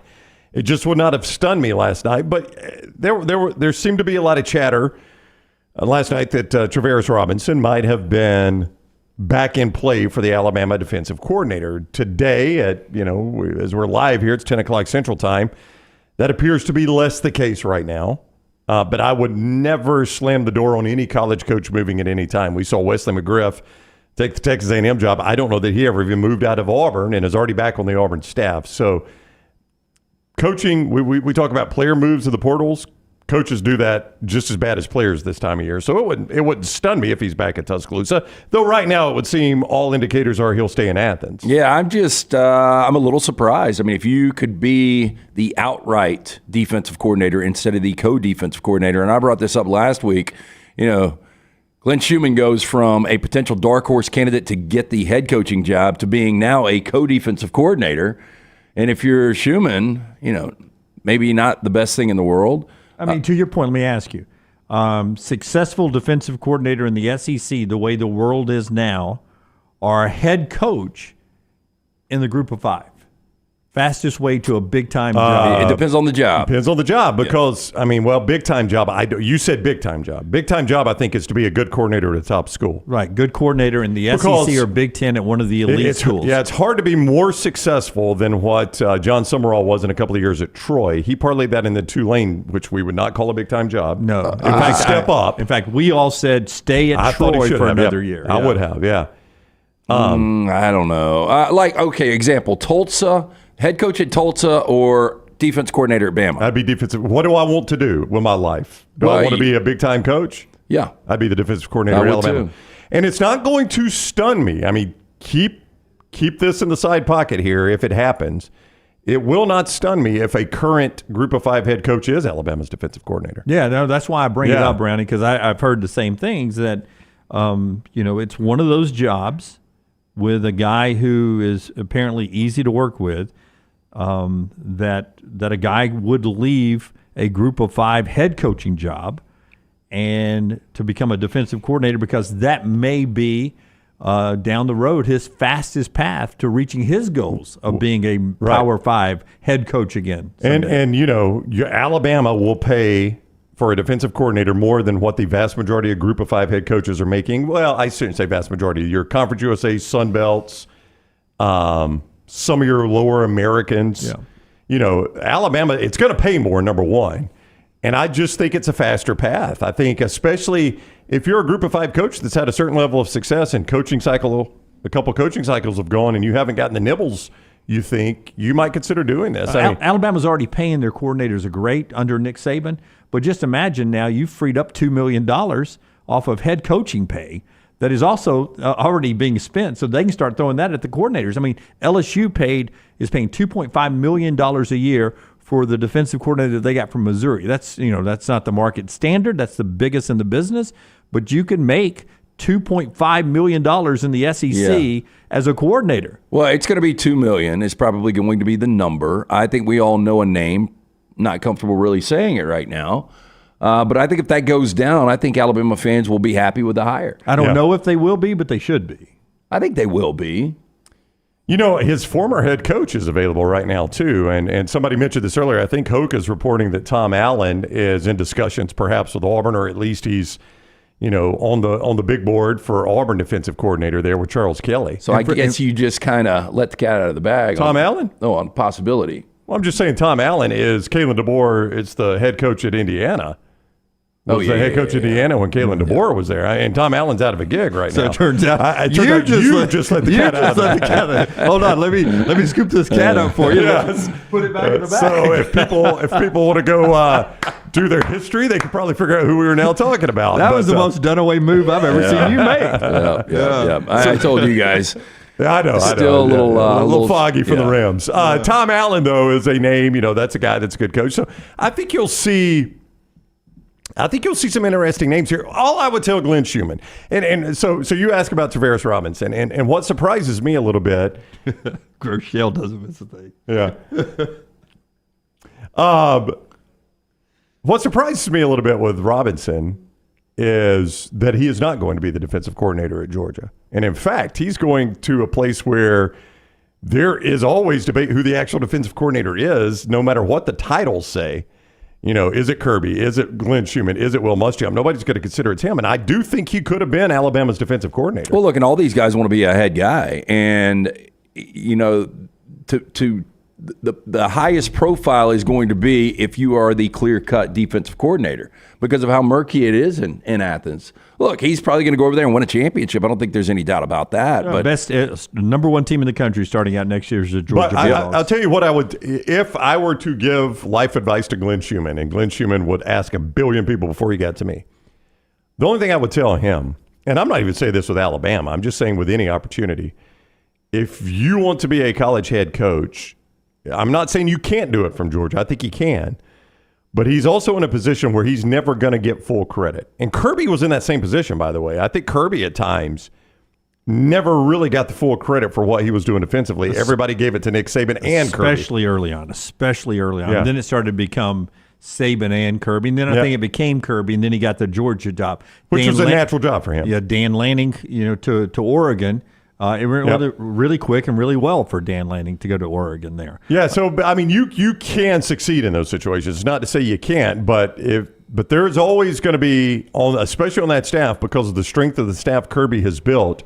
You're always, and Glenn Schumann may be fine sharing credit. That may not be an issue at all with him, but he's always going to do that there, I think. Okay, not everybody's leaving Tuscaloosa. More on that and more of this reaction from you guys. Brown's going to pull up the chat room and give some responses and reaction here in this segment. But let me tell you about Storm Restoration Roofing. Listen, I don't know what the potential of an ice storm can do to your roof tonight, freezing rain or whatever, but you know who does? Greg Nelson, Greg from Pell City. If you haven't had that roof inspected yet in a long, long time, he does free, no-cost roof inspections. 205-542-3531, 205-542-3531, or look him up on Facebook, Greg from Pell City. That's his cell number, by the way, and you can just text him if you want to. Insurance companies trust him. It helps you out with any settlement, whether you're replacing a roof or if you've got storm damage. He's A-plus rated with the Better Business Bureau. But we've had straight line winds last, when was that, Friday that canceled some school, or something last week that canceled a day of school with straight line winds and everything. Just go ahead and get that roof inspected here in 2024 by calling Greg from Pell City, 205-542-3531. Jalen Milrose in all the video, hugging. Kalen DeBoer seems to be welcoming. Told our Emily Grace McWhorter on, was it Friday night, walking into the Malmore building, he waves over at the cameras saying, I'm staying. Tyler Booker, big offensive lineman, he also recommits to Alabama that he's staying over the weekend. In fact, he posted a really amazing photo of a young little Tyler Booker who was at a camp with Nick Saban on the fact that he was staying at Alabama, wanting to continue the tradition. Thought it was really cool to see Saban, who was already the coach at Alabama, and Tyler Booker in a picture together when Tyler looked like he was about 11 or 12 years old. So Tyler is staying. So you got a lot of people there. We got a lot of people there who are staying. I think the one that people are most concerned about is National Freshman of the Year, Caleb Downs. There's that picture. Look at little Tyler Booker there. I mean, that's crazy. I never knew he was. I mean, I assume he was small at one time. Yeah, well, that's true. I mean, what was he, 3 then? I never knew he was at a camp like that. But I started thinking about it, I'm sure any great player that has ever come through college football has been at one of those camps. And listen, I don't know this to be the case, but FC right there, is there a chance that stands for featured camper? This is a kid we want to keep an eye on? It says NSFC. I think that's Nick Saban football camp. Oh, okay. I see it now. It's blurred out. I thought that was a T-shirt underneath it. Featured camper. How'd you get the FC? Featured camper. You let me worry about that. Why do you have IM on yours? Ignore me. Just setting it up for coach. I didn't see I see it, but I thought it was just like a T-shirt underneath that shirt. But okay. So that does not mean feature camper. No, they didn't spot him quite that early. All right. I literally let the cat out of the bag on that one, didn't I? Anyway, Tyler Booker there. But Caleb Downs is the guy I think a lot of people are focused on. And I think just the defensive side of the football right now, don't you? Because everyone feels comfortable with the DeBoer and Grubb offensive. Yeah, look, I think everybody right now feels really good about this. I think they'll feel better once a defensive coordinator gets named. But if you have guys that, I mean, Isaiah Bond was first, but if you had some of these names like Caleb Downs, if guys like that started to leave the program, I think there would be there'd be a lot of panic. Yeah.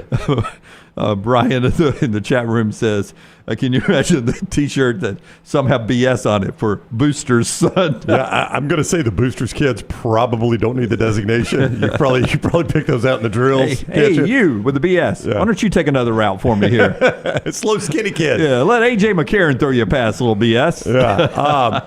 Yeah, I mean, I do think because there were some fake accounts that were doing Caleb Downs has entered the portal and stuff like that, and that's unfortunate that happens on social media and some people bit the bait there. But I'm not going to slam Isaiah Bond. I might have handled it differently than he did, But he's doing what he feels like is best for him, and I'm not going to take a shot at Isaiah Bond. He gave Alabama every ounce of effort he had this past season. Don't win the Iron Bowl without him. And he's going to do what he thinks he's best for him. I would have handled it differently. Yeah, I'm just saying at least make a call back. I'm with you, Lance. I would have handled it differently, but he's got to do what he thinks is best for him. And people that aren't established, I'll let you get to your point, though. I hate it's about my brand. It's about my brand. What is his brand right now? Well, his brand was Alabama football receiver, and it's about to be Texas football receiver. And he hopes one day it's going to be NFL. But I think Isaiah, even before any of this happened, I actually noticed this in some interviews EG did with him out in Pasadena. He's a very confident young man. And you kind of want that at receiver, right? I mean, I think a lot of receivers are confident. He's driving a Lamborghini. Is he really? That's what I heard. No, I did not know that. Who isn't, though, LT? Who isn't? I'm not. Yeah. Well, Nick Saban's a Ferrari guy, right? He's not a Lambo guy. Oh, yeah. So there's your problem right there. That's why I had to leave Alabama. But I do applaud a guy like Caleb Downs, who, by the way, Caleb Downs could wait until they hire a defensive coordinator, meet with that defensive coordinator and think, this is not for me, put his name in the portal, and will be without a school for about 25 seconds once he gets in that portal. So, he from Georgia all the way down to whoever's 133rd would take Caleb Downs. So there is no rush for Caleb Downs. I think he's making the wise move here is to see how all this shakes out, talk to everybody. He's got what Nick Saban announced Wednesday. How long has that been? 5 days now? So he's still got 23 days, 25 days, I guess it's 30 days, right? Yep. He's still got 25 days. I mean, there is absolutely no, this staff will be done this week probably. Well, and he's a 7-figure guy, Caleb Downs. I heard the number for Bond. I don't think he was worth what the reports are. The number that Bond got from Texas. I mean, what's that number? 700. 700? I don't think he's worth 700. It seems like if you're in good negotiating terms, I would have flown there and I would have gone to the Austin steakhouse of my choice, and I would have called somebody in Alabama and said, "All right, I got 700 here." I don't think Bama would. Do I hear 850? Do you think Bama would have matched it? I don't think so. It's a lot of money for a wide receiver. That's not named Roma Dunze or Marvin Harrison Jr. Yeah, I mean that's the thing. I mean, look, he had a good season. He got better.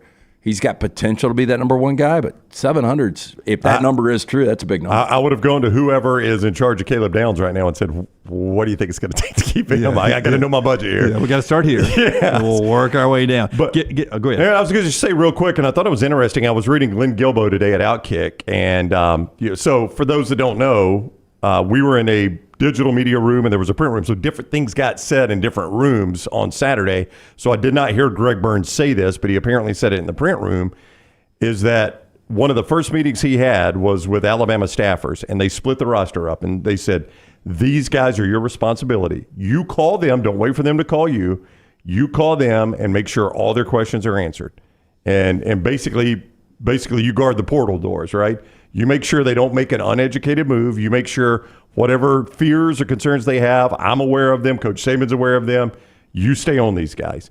Now, it's a move you now have to do in this world of college football. I thought it was a pretty smart move, and I think you're seeing it pay off for Alabama because it hasn't been the flood to the portal that a lot of people suspected it was going to be. Yet. And that's what I'm saying. And that's always why out there. Those guys, they got the 48 hours from Saban's retirement announcement to the next coach. Now it's on the coaching staff to do it. That's right. Brown's going to pull up a few of your comments still in this segment, Brownie. I got it. After I tell you about the Squadron, which tips here at the top of the hour because of the Martin Luther King Jr. national holiday that's going on. There's basketball all day down at Legacy Arena.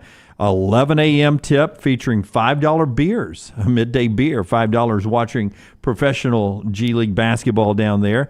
Again, they will wear the Birmingham Black Baron jerseys today. Game-worn jerseys will be auctioned off at the end of the third quarter. You can get those historic jerseys there. And then the Squadron are going to host 4 local high school games after the Squadron game at 11 a.m., beginning with Huffman versus Central Tuscaloosa at 2 p.m. So that is all going on down there today. So it's a really exciting time for the Birmingham Squadron as we keep rolling through some basketball time here in Birmingham at Legacy Arena. So high school basketball all day down there at Legacy Arena. Get your tickets at the door with the Birmingham Squadron. What do we have in the chat room, Brown? Paul is surprised T-Rob didn't go to Auburn. It is interesting that he played at Auburn. Very well thought of, I think. among Auburn fans, yet he's kind of ping-pong between their two biggest rivals here. Yeah, I mean, it is. I guess there's he's an just, opening. Yeah, more comfortable. And I don't know what I mean, what do you think George is paying? When it happened, the first reach out came before DeBoer was announced. I think this was a direct shot at, I think it was before even Saban announced he was retiring. The first reach out was from Kirby Smart in Georgia to get him away. I will not be surprised when the numbers come out, Lance, if he's the highest paid non-coordinator in America. That wouldn't shock me. Yeah. I'm not reporting that he will be. I'm just saying it wouldn't blow me away if that's the case. But if he's making more than me, if I'm Glenn Schumann, I'd be like, what the hell am I doing here? If Glenn Schumann needs a good agent then, because I go in and get the raise.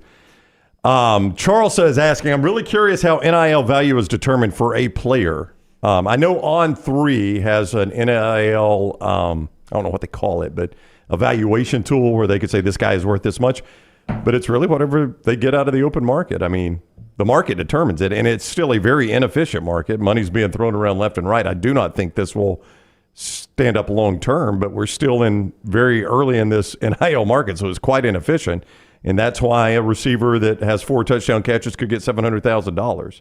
But I don't know how it's determined. It's determined by whatever everybody's bidding on you, really. I mean, if you're in the open market. Give me a couple more over there, Brownie.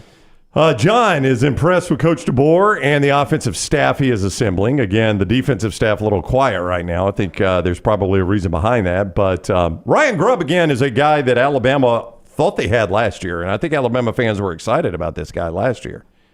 I actually flew to Tuscaloosa in the interview process and just cited his relationship with DeBoer as the reason why he wasn't taking the job. Yeah, so I think it shows you, I mean, this guy has been on Saban's radar for a long time. And, that should be something Alabama fans really appreciate. Yeah, I mean, I think so. Can I give you some Grubb numbers? Sure. Not Grubhub numbers, just Grubb numbers, Ryan Grubb. Number 2 passing offense last year. Now, Michael Penix Jr. was a big part of that. 2 possible first-round wide receivers and a third guy that'll go early in the draft. You're talking about 3 1,000-yard receivers. Number 12 in total offense, number 13 in scoring offense, and number 5 in offensive efficiency. I mean, those are massive numbers there. And Yogi Roth, who was with us about an hour ago, said his style of play calling, the DeBoer Grubb philosophy, reminds him of a lot of what Alabama fans saw in 2020 with Sark in town. I thought those are big words. Interesting. Yeah, well, I mean, look, Mac went downfield a lot, and that's what you saw with Penix Jr. this past year. And I know the lasting impression wasn't great, but they were playing one of the best defenses we've seen of the last decade, Michigan. But you saw what they did against that Texas defense. They lit it up. Yep. Just real quick, one more, and I've lost the name, and I apologize if the question was asked. Do you think Charlie Strong will get a look? Bama Juice. Will Charlie Strong get an interview? People forget Charlie Strong is an analyst on the Alabama staff. That guy was a valued defensive coordinator for a good decade in the SEC and is an analyst on that staff. And I'm told the analyst room will not be as big. Ken Wisenhunt was a longtime NFL offensive coordinator. He, too, is an analyst on that staff. And was Mike Stoops an analyst? For a long time. I think he's joined Mark's staff now, if I'm not mistaken. Okay, yeah. But he was, for quite a while. He was an analyst for a while. Yeah. So the analyst room was always huge over there. And that's another thing. The number of jobs inside the football building that Nick Saban created, I mean, that staff grew and grew and grew and grew and grew every year that Nick Saban was there. All right, much more coming up. More of your reaction. Brown will give you a lot more. Keith says he's excited about Grubb, but very, very excited. So we'll keep things rolling. Remember, thumbs up, heart. Give us the thumbs up emoji. Heart and like everything wherever you're watching us today on all of our video platforms, which includes on Facebook, on YouTube, on Twitch, on X, and on the audio platforms. And remember, you get podcasts. The shows never go away. You can always, in fact, you can go back and watch the entire Kalen DeBoer coverage from Saturday if you want, or you can go back and watch me walk around the offices up here waiting for Alabama to name a coach, our 24-hour coverage there. You can go back and watch our very first show when we started this 2.5 years ago. It's always there. But you also get your audio podcast at Spotify, Apple, iHeartRadio, and Odyssey. It's all out there right now for you. Just at Next Round Live, at Next Round Live. We're back in a moment right here on TNR. Take the next round anywhere you go with official Next Round gear. Buy yours today at nextround.store. This hour of The Next Round is presented by the Birmingham Racecourse Casino, now featuring 7 days of giveaways with your chance to win a share of up to $125,000. The more you visit the Birmingham Racecourse Casino, the more chances you have to win. Spring weather is here, and our friends at Hemp Hill Services are offering a $69 HVAC tune-up plus 10% off any service call when you mention the next round. Call Adam, Chad, and the guys at Hemp Hill Services. Make sure your HVAC unit is ready to keep up with the changing weather. Hemp Hill Services, locally owned and operated independent train dealer. The team can service all makes and models. For all of your plumbing, heating, and cooling needs, call Hemp Hill Services. It's hard to stop a train. 205-229-2090 or hemphillservices.com. That's 205-229-2090, hemphillservices.com. When it comes to great clothing, I love comfortable clothing that I can also wear to the golf course or anywhere I go. I get that from Roback. Ryan Brown here for the next round. Whether it is the softest hoodies you'll ever find, they're great quarter zips, the polos, the pants, the crew necks, you can get them all at Roback.com, and we're helping you save. Your first order at Roback.com can get a 20% discount when you use code TNR20. That is Roback.com, code TNR20 for 20% off your initial order at Roback.com. There are so many things I love about walk-ons. Authentic, mouth-watering Louisiana cuisine, prepared fresh, daily from scratch. A great beer selection and TVs everywhere to watch the big game every day of the week. And of course, they've got two great locations on Highway 280 and 119 and at Hoover near the Hoover Met. Walk-ons is also a great place for happy hour, 2 to 6 Monday through Friday with $5 moonshine swirls, $5 house pours, and half-price appetizers. And it's an easy take-home experience for the family as well. Highway 280 and Hoover with walk-ons. You want to look great while supporting your favorite show? You know the place to go is the official Next Round store at nextround.store. Yes, there are .store domains, and we have one. From shirts to hoodies to hats and all kinds of fun stuff, you can rep the Next Round anywhere you go. At the beach, Next Round hats to block out that sun. Up north in the winter, get you a comfy Next Round hoodie. Just need something to put your $20 beer in at a game? Get you a Next Round koozie and throw that thing in your pocket. You never know what stuff Jim's going to make me put in there next. Check it out. It's the Next Round store at nextround.store.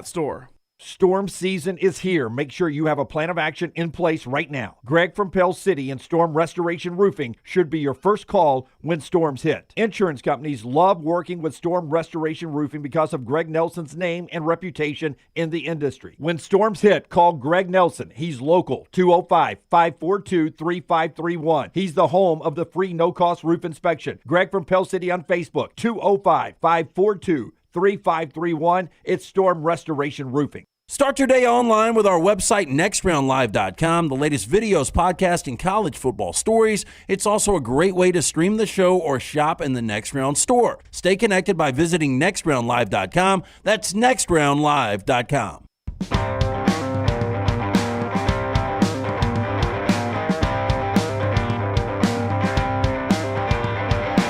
Before Brownie tells you about the world of wills again, a couple other things that are ongoing. Adam Schefter reported this morning some stuff that was buzzing around the NFL last night, that Jim Harbaugh is actually in Los Angeles today interviewing face-to-face with the Chargers.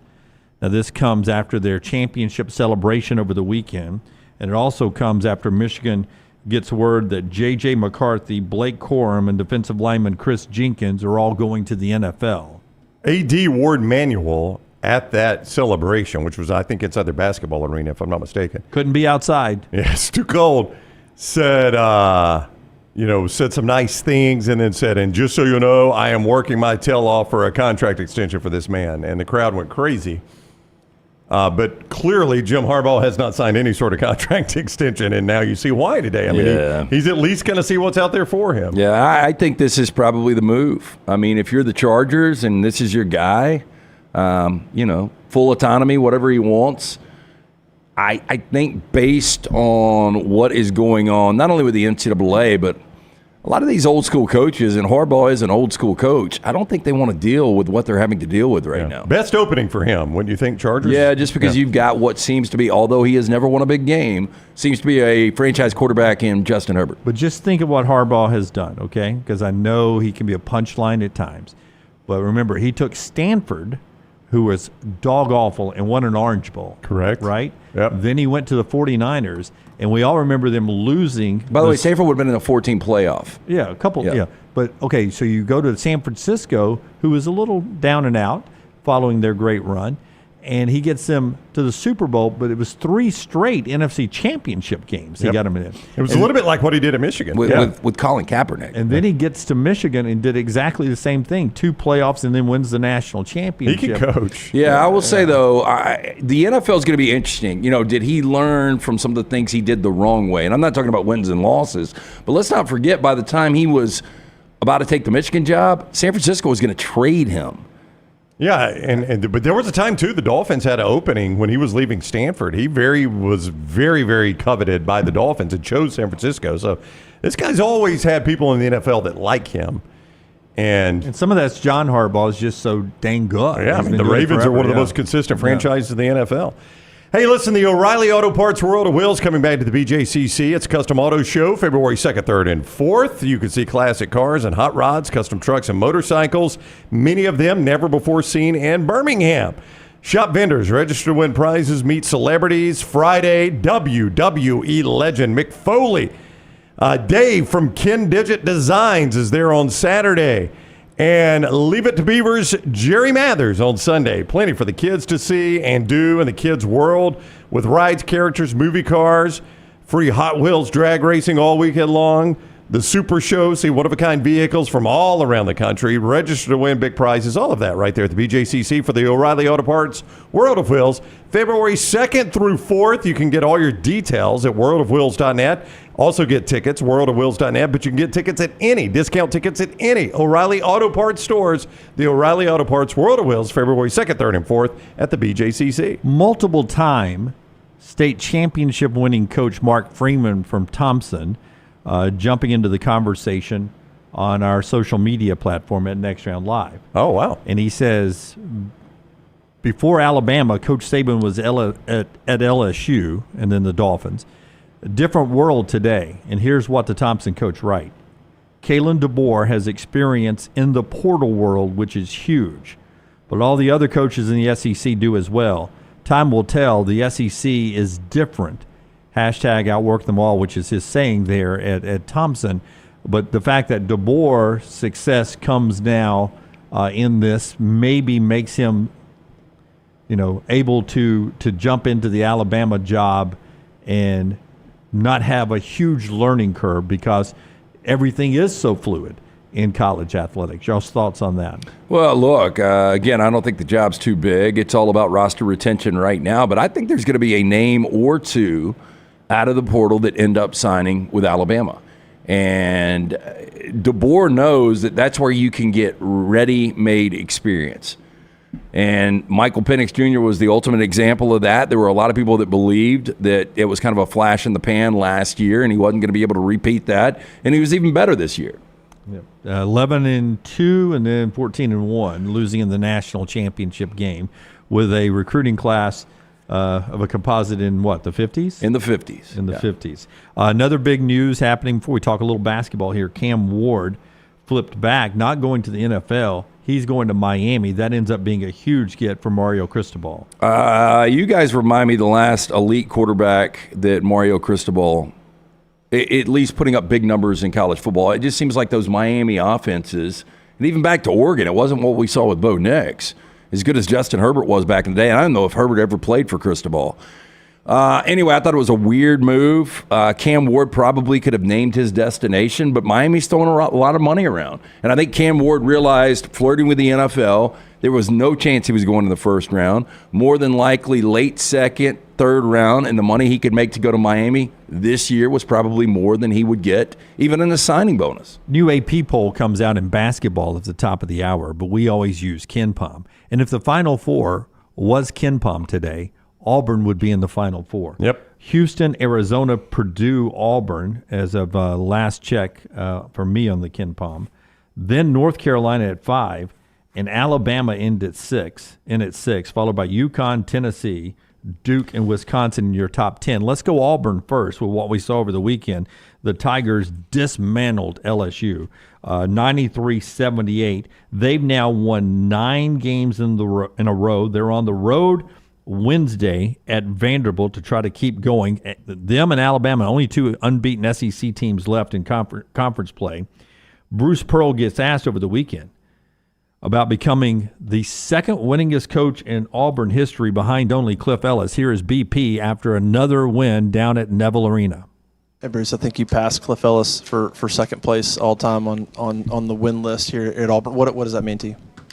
Well, it means a lot to me because history means a lot to me. It doesn't mean as much to me personally as it does for me and my staff, But I would be lying if I didn't say that stuff that matters, because I talk about our team and our program and trying to hold up our end, so on and so forth. I know also right now that we're probably going to continue to move in the rankings because it's conference play and people are going to lose. I don't think we're the 16th best team in the country right now. I think there are more than 16 teams better than we are. We were better than what they thought. We are better than what they thought. But we're not as good as they now think we are. Yeah, BP downplaying it. They're going to be higher than 16 in today's AP poll. My bad, he passed Cliff Ellis behind, I assume, Sonny Smith now as the all-time winning. Well, you think about the last time they lost, Appalachia State in Boone, and that was the day of the selection show, December 3rd. Wow. And they have been completely dominant. They led by 28 on Saturday. They forced 17 turnovers. Their bench has been outstanding. I disagree with Bruce. I know what he's saying. He can't come out. You've got to keep these guys motivated, and they've got to continue to get better and better and better. But right now, I think they're playing like a top 5 team. The bench scored 49 points. The bench has been outstanding. And they've got so much. 14-2. Their only loss is that weird loss at App State and to Baylor, who's a dang good team. And that was a good game. Baylor, I think, ended up winning the game by, 8-10, something like that. But it was a really good game late until the second. But I just think this Auburn team is playing at an outstanding level right now. And I think they're one of the best teams in college basketball. 4th in the nation in an assist to turnover. They're playing elite level basketball in the backcourt. And I think if you look at Bruce Pearl team, I think any team's going to be better when you're playing elite backcourt. But I think it's a hallmark of really good Bruce Pearl teams is you've got elite backcourt play. Just go back and look at the Final Four team. And you see that very clearly there, right? The old cliche is it's the NCAA tournament's a guard tournament. And I don't know if that's 100% true, but I'd rather go into it with elite guards than average guards. I do know that. Sometimes cliches are cliches. Yeah. They had 15 steals, to your point, against LSU. And it seems like every game, Baker Mazzaro gets a little bit better and a little bit more important to this team every game. Yeah, and he is one of those explosive guards off the bench, led Auburn with the 19 points, had 6 steals himself. And just watching how athletic that guy is up close and personal when we were in Huntsville for the game against UNC Asheville. This Auburn team, when it all comes together, and especially if they hit their perimeter shots, watch out. Meanwhile, Alabama is starting to do something, Brownie, better than they were doing, say, 2 weeks ago. What is that? That is play defense, Jim Dunaway. We talk about the Ken Palm a lot. It is the Bible for a lot of college basketball coaches, to the point that since 2002, no team has ever won the national championship that didn't finish the Ken Palm ratings at the end of their season in the top 40 in their adjusted offensive efficiency, top 25 in their adjusted defensive efficiency. That shows you how important playing defense at a championship level is in college basketball. The NCAA tournament's a defensive tournament. It's a defense wins championships, right? Alabama, about 2 or 3 weeks ago, before conference play, was somewhere in the hundreds, the 100 teens in defensive efficiency. After Saturday, they're 57th. They have shaved about 50 off of that. Scott's showing you, if you're watching this on video, the Ken Palm ratings right now, where Alabama is 6th and Auburn is 4th. They've shaved about 50 spots off their adjusted defensive rating and are still number 1 in offense. It hasn't come at a sacrifice to their offense at all, and they've done this in conference play, which is pretty interesting. Yeah, and another thing, Mark Sears, this guy. Oh, my gosh. I think by the end of the year, if he continues to play like this, he will be in consideration for being an All-American. Yeah, 28th is what Mississippi State is after the loss in the Ken Palm, and Alabama went into their place and won and beat Mississippi State in Starkville on Saturday by a score of 82-74. And speaking to that defense, Brown, Mississippi State didn't score the final 2 minutes and 42 seconds of the game. Yeah. And Alabama wasn't exactly like the scoreboard up there either. They had to rest on that defense. I know we limit net talk here. That was a quad 1 win for Alabama, though. On the road, Mississippi State 33rd going into that game, now 35th in the net. So a quad 1 win for Alabama on the road. But get back to that defense. Alabama outscored Mississippi State on fast break points 18, wait for it, to 0. 0 fast break points for Mississippi State in that game. And speaking of good guard play, Sears had 22, Wrightsale had 19, and Ryland Griffin had 17 there for Alabama in the win. Here's Nate Oates after the contest. After the 3-game losing streak in December, you've now won 5 in a row. Where do you think the confidence level of this team is at? It's coming. I want it to come on the defensive end, the toughness. That's starting to really come. Offensively, we haven't been great. We still had too many turnovers, only 9 assists, 13 turnovers. But, we're getting into league play where teams know you better, know how you want to play. So your defense is going to have to carry you. I've been telling these guys this. So as good offense as we have, and, it may still be the number 1 offense in the country. I'm not sure where we stand after the game tonight. But, as good offense as we have, if your defense doesn't get significantly better, you're not going to win these tough games. Our defense was definitely better tonight than it's been. Absolutely.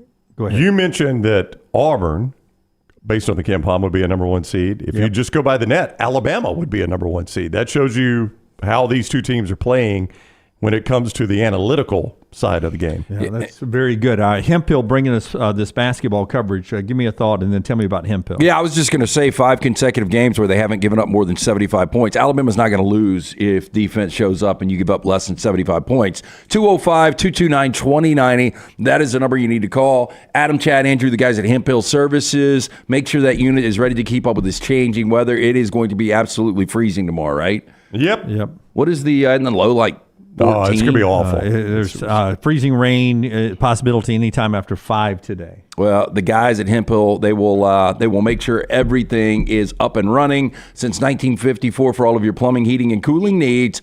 Call 205-229-2090 or hemphillservices.com. Samford has won 15 straight. That's a school record. They beat VMI over the weekend, 134-96, and I think the highest scoring points in Samford history. Buckyball is rolling. UAB losing yesterday to number 24 Florida Atlantic down in Boca. It ends the losing streak there for UAB. 10-0 run before the half cost the Blazers that game. And then Auburn's women upset LSU, the defending national champs, 67-62 yesterday in front of 7,000 plus down at Neville Arena. So a big win for them there. Back to football in the conversation when we come back on TNR. Call the next round now at 205-734-0923. Are you ready for a winning season in your finances? Legacy Credit Union is bringing you a slam dunk deal on their credit cards. Apply for their balance transfer and pay 0 balance transfer fees.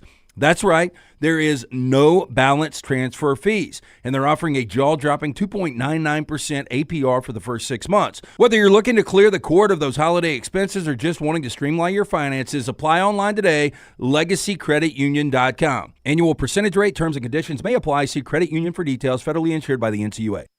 Twin Peaks is the best in the game. Here, you're in the red zone for every college rivalry and divisional matchup all season long. I mean, where else are the scenic views as good as your view of the game? Only at Twin Peaks, the #1 sports bar.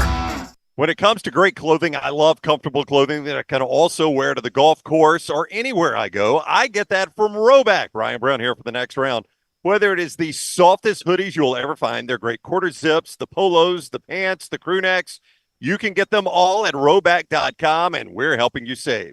Your first order at Roback.com can get a 20% discount when you use code TNR20.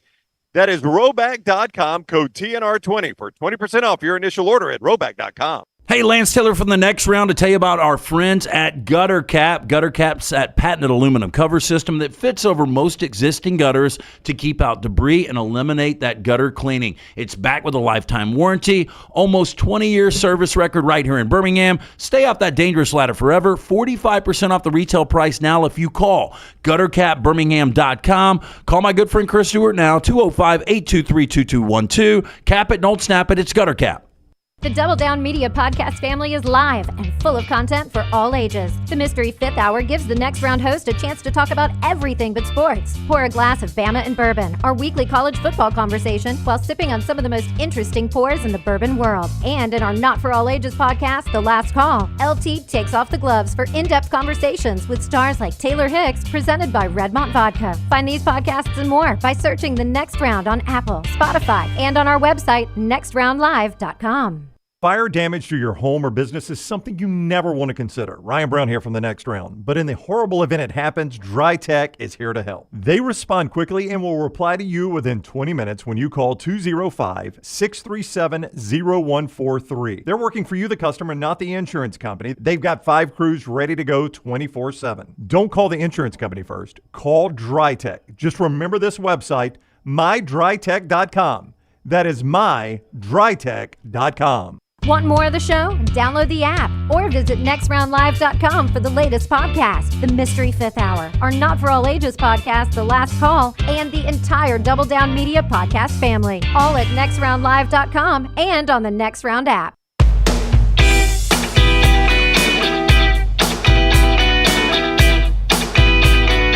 Good get for Auburn. In the portal, Texas transfer safety Jaron Thompson has committed to Auburn. Auburn, and this is from Christian Clements, who covers recruiting for 24/7 Sports. Auburn infuses a 4-year contributor for the Longhorns to its talented but young secondary group. So Jaron Thompson leaves Texas to come to Auburn. So the portal working as an import down at Auburn today, picking up that big safety. Show being brought to you by our friends at Way to Wellness, your journey to healthy living. Here's the website where you can get all the details about Way to Wellness. Aplanforme.com, aplanforme.com. Leslie and her board-certified team can help jumpstart your weight loss, or maybe you need to start controlling your diet so you can control blood pressure and or cholesterol levels in your blood. Diet so important with that. She can help you with that. Set some goals for you. Every plan is different. It's an individual plan. Just go to the website, planforme.com, planforme.com. No contract, no sign-up fees, and the first consultation's free because you're a Next Round viewer. No contracts, no sign-up fees, and the first consultation's free with Way to Wellness. The website's planforme.com, planforme.com. Way to Wellness, your journey to healthy living. Back to college football we go, and Auburn in the portal there picking someone up. People are like, I thought the portal was closed. It's closed to entering the portal right now unless your coach has left, like Alabama, Washington, and Arizona. There are people coming out of the portal all the time. That's to officially enter the portal. I mean, it's just this whole portal thing is just wild. And I guess, I mean, do you think it's easier if you're Kalen DeBoer to take a job in a place where you've never really recruited? And that's what a lot of people, that's one of the talks here on Twitter about he's got to learn to recruit in the South, you know, all of this. Do you think it's easier with the portal, though? Yeah. Like if I'm Kalen DeBoer.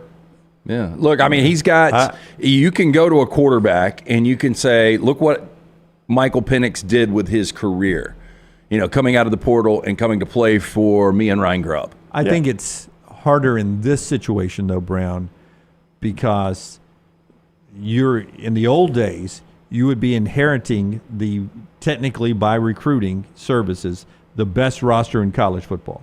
Yeah. And you would be able to take over that roster without fear of losing anyone. If they left, they'd have to sit out a year. And then you would have that roster and you would have 1 year there to sort of set the tone for what you were going to look like as the Alabama coach. Now it's with the portal, it is so hard to retain that roster. I mean, you could lose everybody. I could lose everybody, but you know what? I could also, the portal may in a way helped me in that I could also lose a player that was going to be disgruntled if he was forced to stay there. Now I don't even have to deal with that. That's right. Now I'm going to try to sell him and waste my time with that guy. And that's not a shot at Isaiah Bond if anybody thinks it is. That's not what I'm doing there. I'm just saying with any job, you take that job and you're like, all right, this kid left before you could even talk to him. Well, if he was going to be disgruntled for a year and I was going to have to spend a lot of emotional time and effort trying to get this guy back on my team, and then he leaves anyway. Yeah. That was wasted effort by the me. whole locker room, because anybody that stays has chose to stay for whatever reason. That maybe it's more playing time for me because Isaiah Bond is gone, or maybe it's because I made a commitment and I want to stick to it. If I'm, Tyler Booker, or maybe I'm going to get more money here than I am somewhere else. Whatever the reason, the people who are staying are choosing to stay, and they're not being forced to stay, which is why that 30-day window exists. You would be a terrible portal guy, wouldn't you? Oh, wow. Why? Well, because he would hate recruiting out of it or being in it? You would hate to, like, if Texas offered you, let's say, $700,000, you would feel awful going back to Alabama and saying, hey, they offered $7, can you give me $750? No, I'd go back and probably say, I'll tell you what, I'll stay for $600. Yeah, I am bad like that. too. I feel guilty for taking this. Just give me a little bump, just a little bump. I really don't like shaking people down, and that's what's going on internally. And again, these kids don't know any better, and it's probably an uncle or a dad or somebody saying, "Hey, we need more money, son." Yeah, that's the sad part of it. That is what is happening now. On the flip side of that, I mean, here comes almost this entire Washington coaching staff. And they had some pretty good dudes that made it to the national championship game. And there is, I mean, if you put it's impossible to do, put the over-under at 0.5, a half of the number of Washington players who will go in the portal and come to Alabama. I'd put it at 3.5. You would imagine there will at least be one, right? Yeah, I think that number will be 3 or 4. Yeah, I mean, I think you'll get some. We saw the defensive back that went in the portal the other day. Yeah, Muhammad. It would not surprise. I haven't seen if he's announced anywhere, but if he announces Alabama, that's not going to shock me. Now, that said, I don't know if any of his defensive coaches are going to be in Tuscaloosa. And this isn't going to excite Alabama fans, but I think Will Rogers is a real possibility. Will Rogers, for those that don't know, the former Mississippi State quarterback that was well on his way to being the SEC's all-time leading passer, setting a number that nobody was ever going to touch until Mike Leach passed away, had transferred to play for Kalen DeBoer at Washington and was actually throwing on the sidelines. Was it the Pac-12 championship game? He was there at the national championship. Was it the Texas game? He was throwing, or national championship, whatever. He was throwing on the sidelines. He was with them on the sidelines at the national and championship. He was not throwing game. left-handed. Don't know why I'm using my left hand. He was throwing right-handed. For TV purposes. Yeah, but that was a guy that was going to try to play for Kalen DeBoer at Washington. I don't know if he was going to start after Michael Penix, but he thought he was. That was a projection. Yeah. Michael thinks Rogers will go to Auburn. Chris says, will Rogers to Alabama? If you can't beat him, join him, because he never could beat him. I would say, why would you want Rogers if you've got Milroe and Julian Sayin? Well, that's the one thing is you don't want to upset either one of these guys. All the other guys who haven't yet hit the portal there. Yeah, Sayin is the kid you really have to keep. And obviously for the immediate, the present right now, you need Jalen Milroe, unless – Kalen DeBoer, I would trust what him and Ryan Grubb think, whoever their quarterback is. They haven't gotten it wrong, because something that Yogi Roth brought up earlier, you just look at his last two quarterbacks at this level. Not only Penix Jr. the last couple of years, I'll never forget one of the best early season games I saw 3 years ago was Fresno State on the road in the Rose Bowl taking on UCLA, and Jake Haener limping in that final possession was just an outstanding quarterback. He's on an NFL roster now for Fresno State, and it was all because of what DeBoer and Ryan Grubb were doing. So if they see something in Will Rogers, I know Alabama fans would laugh at that, but I would trust those guys. Or, it's not out of the realm of possibility that in spring practice, whenever they get around to that, if Julian Sayin is still on the roster, it could be an open quarterback competition with a guy who right now I think is one of the betting favorites for the Heisman Trophy. Oh, yeah. Milroe's probably a top 5 betting favorite. Well, this is going to happen, and maybe it has happened, and again, I'm just delirious over a terrible loss last night. But have we seen one of these Elite 11 quarterbacks come in and start as a true freshman? Because it's going to happen. Oh, I don't know who it is. Because I thought Dante Moore was going to be that guy last year at UCLA, and obviously he bobbed around and started a couple of games, ultimately transferred. But, I would be surprised if Sayin is starting this year, but people swear by the talent. I would be surprised at that, too. I think Milroe's done enough. Bo did. Forrester's right. He was Elite 11 and played from game one. I would just actually won his first game against Oregon, right? He did, yeah. Pretty big first game. Yeah, his biggest Auburn moment, probably, right? Yeah. Yeah, Real quick, David said Holstein is gone. Yes. Lonergan next, and then maybe Simpson. Those are guys who are still in the roster. All those guys were 4- and 5-star recruits, and just like Milroe. And at some point, quarterback. I mean, of all the positions, the portal has been mostly quarterback movement. Yeah, I would say so. Yeah. Well, and those are the ones that are going to get all the pub. Yeah, but that is, I think by numbers, that is it. Michael's right. Sands really hadn't said a whole lot yet on social media. I have not seen anything from him. There is a fake account out there that has suckered some people into thinking that's him, but I keep checking his social media, and before the show started today, had not seen a whole lot of comments from him yet or not. So at least he's given a listen. John says, after hearing Yogi, Combo, and Julian saying might be the real deal, but don't count on Lonergan. All right, moving forward, a whole hour to go. Brown's got a lot more thoughts. I've got some thoughts. LT always has some thoughts if we can get him over the Rams loss last night, which is going to stick with you for how long, you think? I don't know. It was just such a tough loss. I'm watching Cowboys fans, and grown men are crying. Like, I saw the grown men crying last night in the stands for Detroit, and I thought get that was that, pretty man. cool, yeah. though. Yeah. I think, for anybody under 65 years old, I saw this stat.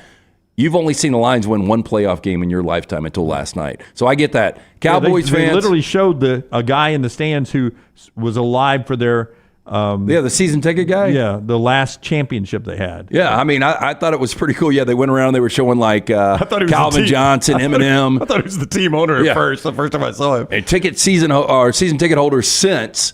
But I think it's a little ridiculous. The Cowboys fans are crying out there. What do they expect? I mean, it's what the Cowboys do. Yeah, exactly. They haven't been to a conference championship game since 1995. That's amazing. When we come back, more on the Alabama transition following Nick Saban. There's some emotions involved with that. Not a lot of talk. And we've got the updated AP Top 25 show being brought to you by our friends in basketball. We've the show being brought to you in part by our friends at the University of Montevallo, montevallo.edu, montevallo.edu. If your son or daughter is rising up as a junior or senior, starting to look at a college, put it on the schedule list. The University of Montevallo, montevallo.edu. Wonderful public institution there with a great campus life, beautiful campus, new buildings going up, multi-million-dollar theater and music department there, business department, and 23 NCAA Division II fully funded scholarship sports, men and women. You can't beat it. It's montevallo.edu. Wonderful. I got a daughter in school there. Wonderful tuition price as well. montevallo.edu, montevallo.edu. Everything Alabama, all the time. Subscribe and set alerts at Roll Tide Pods on YouTube and wherever you get your podcasts. Legacy Credit Union has the ultimate game changer for your finances. With Engaged Checking, you can earn 3% APY on balances up to $15,000. You heard correctly, 3% APY. But it's not just about scoring with high yields. With Engaged Checking, you can get paid up to 2 days early. That means your paycheck, Social Security, tax refund, you name it, you get it early. So stop sitting on the sidelines and get in the game with Engaged Checking. Sign up today at LegacyCreditUnion.com or visit any 9 Greater Birmingham area branches. APY is annual percentage yield. Terms and conditions may apply. See Credit Union for details. Federally insured by the NCUA. The Next Round is so much more than the show you get from 9 to 1 each day. So make sure to head to our official YouTube channel at Next Round Live and subscribe to get all of our latest content. We, of course, have plenty of specialty content and shorts based all around the sports in the heart of the SEC. But we also talk pro sports, gambling, lifestyle and entertainment, and so much more.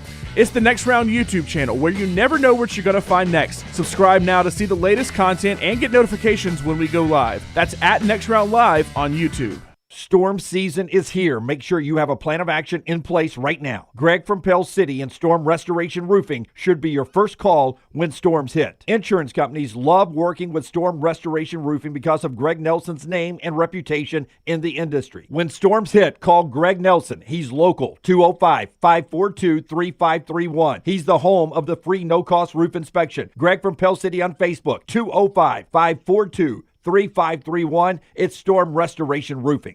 Hey, Lance Taylor from the Next Round to tell you about our friends at Gutter Cap. Gutter Cap's that patented aluminum cover system that fits over most existing gutters to keep out debris and eliminate that gutter cleaning. It's backed with a lifetime warranty, almost 20-year service record right here in Birmingham. Stay off that dangerous ladder forever. 45% off the retail price now if you call guttercapbirmingham.com. Call my good friend Chris Stewart now, 205-823-2212. Cap it, don't snap it. It's Gutter Cap. Stop by the New York Butcher Shop and pick up the finest in certified Angus prime beef steaks and burgers, premium pork chops, ribs, and all-natural chicken cut to order just for you. Their chef-prepared entrees and side dishes are the perfect dinner-to-go choice for your family and are ready to heat at home. With a great selection of fine wines and desserts, the New York Butcher Shop is your one-stop dinner shop. 2 locations to serve you, Cahaba Heights and on Highway 119 in Greystone. The New York Butcher Shop, rare quality, well-done service. Hey, Ryan Brown here from the Next Round. Do you want to help pay for my kids' college and look great while you're doing it? You need to go to the Next Round store. Everything from hats to short sleeve and long sleeve t-shirts, sweatshirts, hoodies, zip-up hoodies, and much more. And we're adding new things all the time. Why would you not want to see my kids get a great college education and look great out in the public while you're doing it? Get the gear we wear all the time on the show, and there's only one place to get it. NextRound.store. That's NextRound.store. Jim Dunaway, Lance Taylor, Ryan Brown, and Rockstar. Live from the Birmingham Racecourse Casino Studios, The Next Round, presented by Bud Light, is on now. All right, final hour of the show here today. If you're wondering, 222 days away from week 0. You know who that'll go fastest for? Kalen DeBoer and his coaching staff. 222 days to week 0, so it'll be, 229 to Alabama's first game? I tell you what it's going to be. And look, who knows? I mean, a guy could go undefeated next year. But with that schedule, it's going to be so interesting when they lose that first game. Are you insinuating that Alabama fans will not act responsibly after a loss? Can I ask one of my stupid questions? Yeah. Are you going to continue the tradition of asking Kalen DeBoer anytime he comes on the show a hypothetical? I will. Hopefully he'll answer them. But my question I asked Lunsford this morning, if Saban had retired last year and this past season was Kalen DeBoer's first season, everything went like it did, does Alabama still make it over Florida State? I do not think so. Because you think that's what I was thinking. Everything has happened the same. It's just different coach. I don't know. Yeah, I think they do just because I think Alabama and Texas were paired together. Yeah, and it's a great point. It was the SEC they needed. Yeah, and Florida State's quarterback was still hurt, and I think they feared what happened in the Orange Bowl was going to happen. Yeah. So all things equal, I mean, it is a point. I mean, I do think you get an extra bump with Saban. It helped. I don't think it would have been the one thing that would have made or broken the deal. Yeah, I'll back up. It's the fact that the SEC champion, they didn't have a representative in there. So, yeah, the SEC, I think Alabama would have still got in. I changed my answer. Washington's leading returning receiver has hit the portal. Jeremy Bernard, wide receiver kick returner, who Pete Thamel describes as Washington's expected to be the leading returning receivers in the portal, so you'll keep an eye on that, obviously. 6'1", 205, and he was an ESPN 300 guy. Yeah, anytime a Washington player hits the portal now, you'll, as an Alabama fan, will probably look at that and say, would that be a guy that would fit for me? Okay, just think about that receiving core, Brownie, to your point there. He accounted for 738 yards in Washington's 14-1 season, according to Pete Thamel. They had 3 guys over 1,000 yards receiving. 3 guys. And then this guy, 738 yards.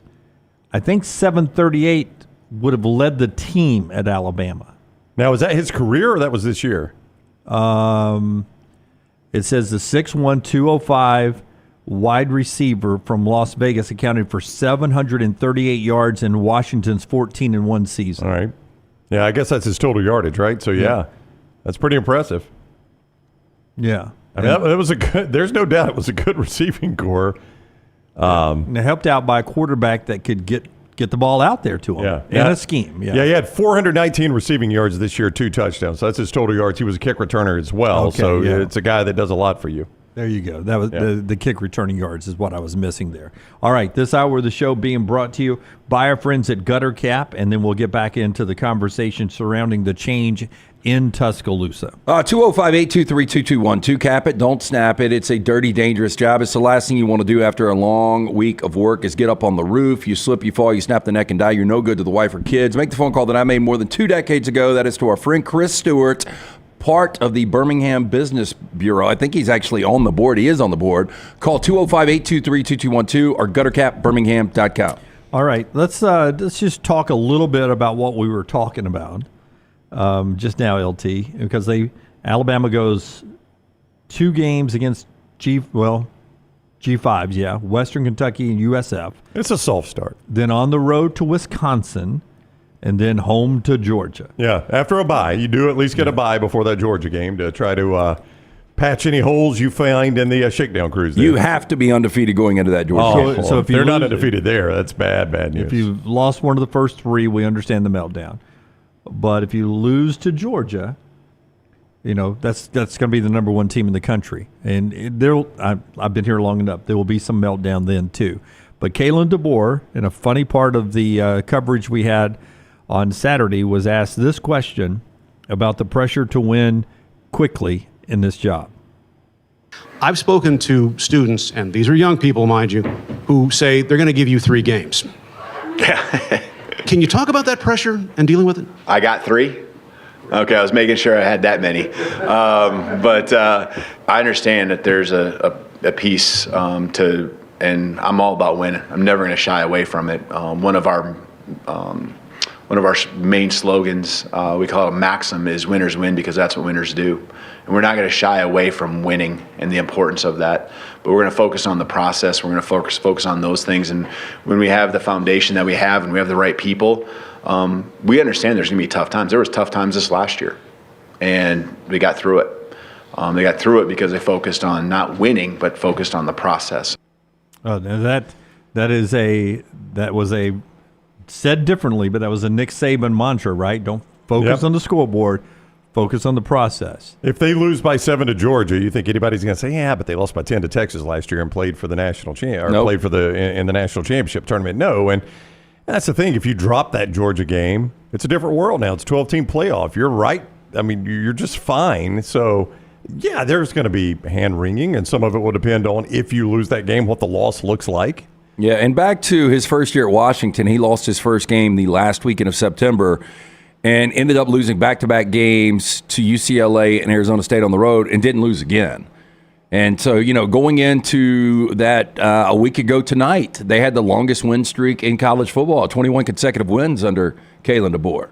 So the guy doesn't lose much. He does not. And, that Georgia game, it'll be an interesting game. To your point, Dunaway, I don't know where Alabama will start now. They don't have the Saban bump in the polls. I think they'll start at number 3. You could count on the Nick Saban team being top 2 or 3 every single year in the preseason. It was going to be Georgia 1, Alabama 2 if Nick Saban had stayed. Right. Yeah, I think with what Ohio State's doing in the portal, I think it's going to be Georgia 1, Ohio State 2, Bama 3. I think Texas is going to factor into that as well. This will be my projection. Okay. Georgia 1, Texas 2, Ohio State 3, Oregon 4, Alabama 5. There is no way.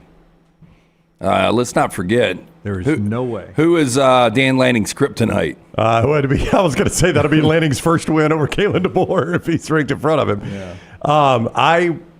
Either way, my point was going to be that's going to be a top 5 matchup. I mean, that's going to be bright lights. But there again, this guy just coached in the national championship game. I don't think bright lights are going to affect Kalen DeBoer. He's been good in the bright and dim lights. He won a lot in Sioux Falls, and he won at Washington as well.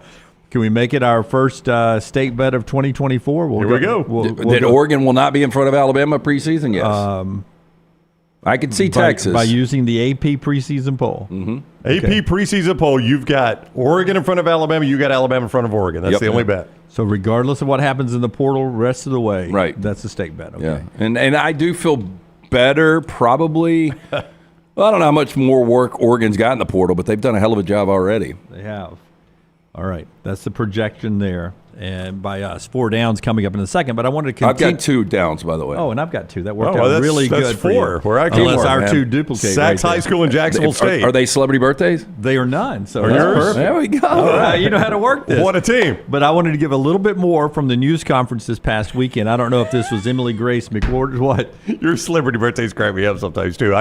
There's no slight on you, but I think Lance is a little better at celebrity birthdays. 100. That's why I didn't even go that way. Because yours will be like, Wiz Khalifa turns 38 today. Better career, Wiz Khalifa or Jesus? And you're like, Jeb, what? No, that's him that does that. Suzanne Summers. Yeah, Suzanne Summers is pretty bad. I do have some that are going to make you think. Today. Yeah. Okay. Let's just get to Terry it. Saban Let's one just- of them? No. Yeah. Okay. All right, go ahead, Greg Byrne. I want Greg Byrne first. Yeah, better coach his wife, Terry Saban. No, I was going to go Julie Boeheim.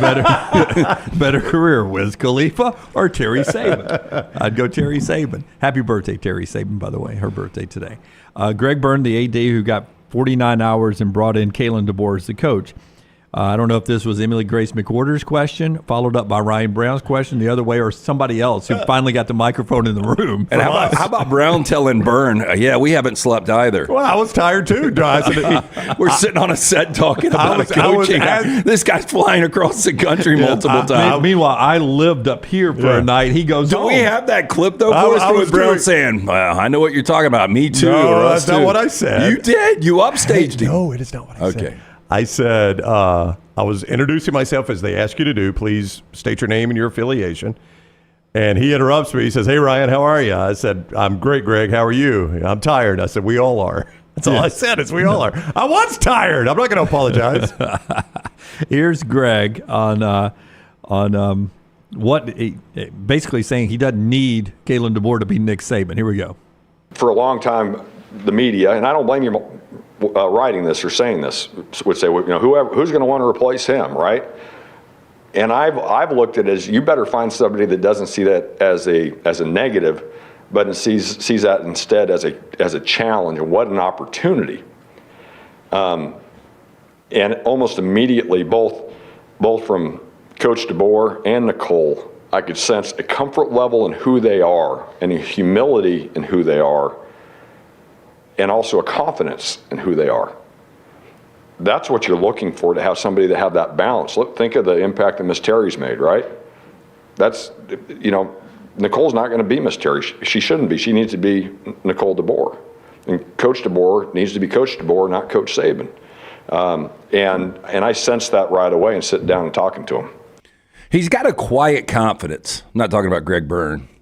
But Greg does too. Yeah, no, Greg did a really good job in the press conference. Not that he hasn't been there before, but Caleb Boer's got, and you don't see this a lot because with the money these guys are making, the egos are through the roof.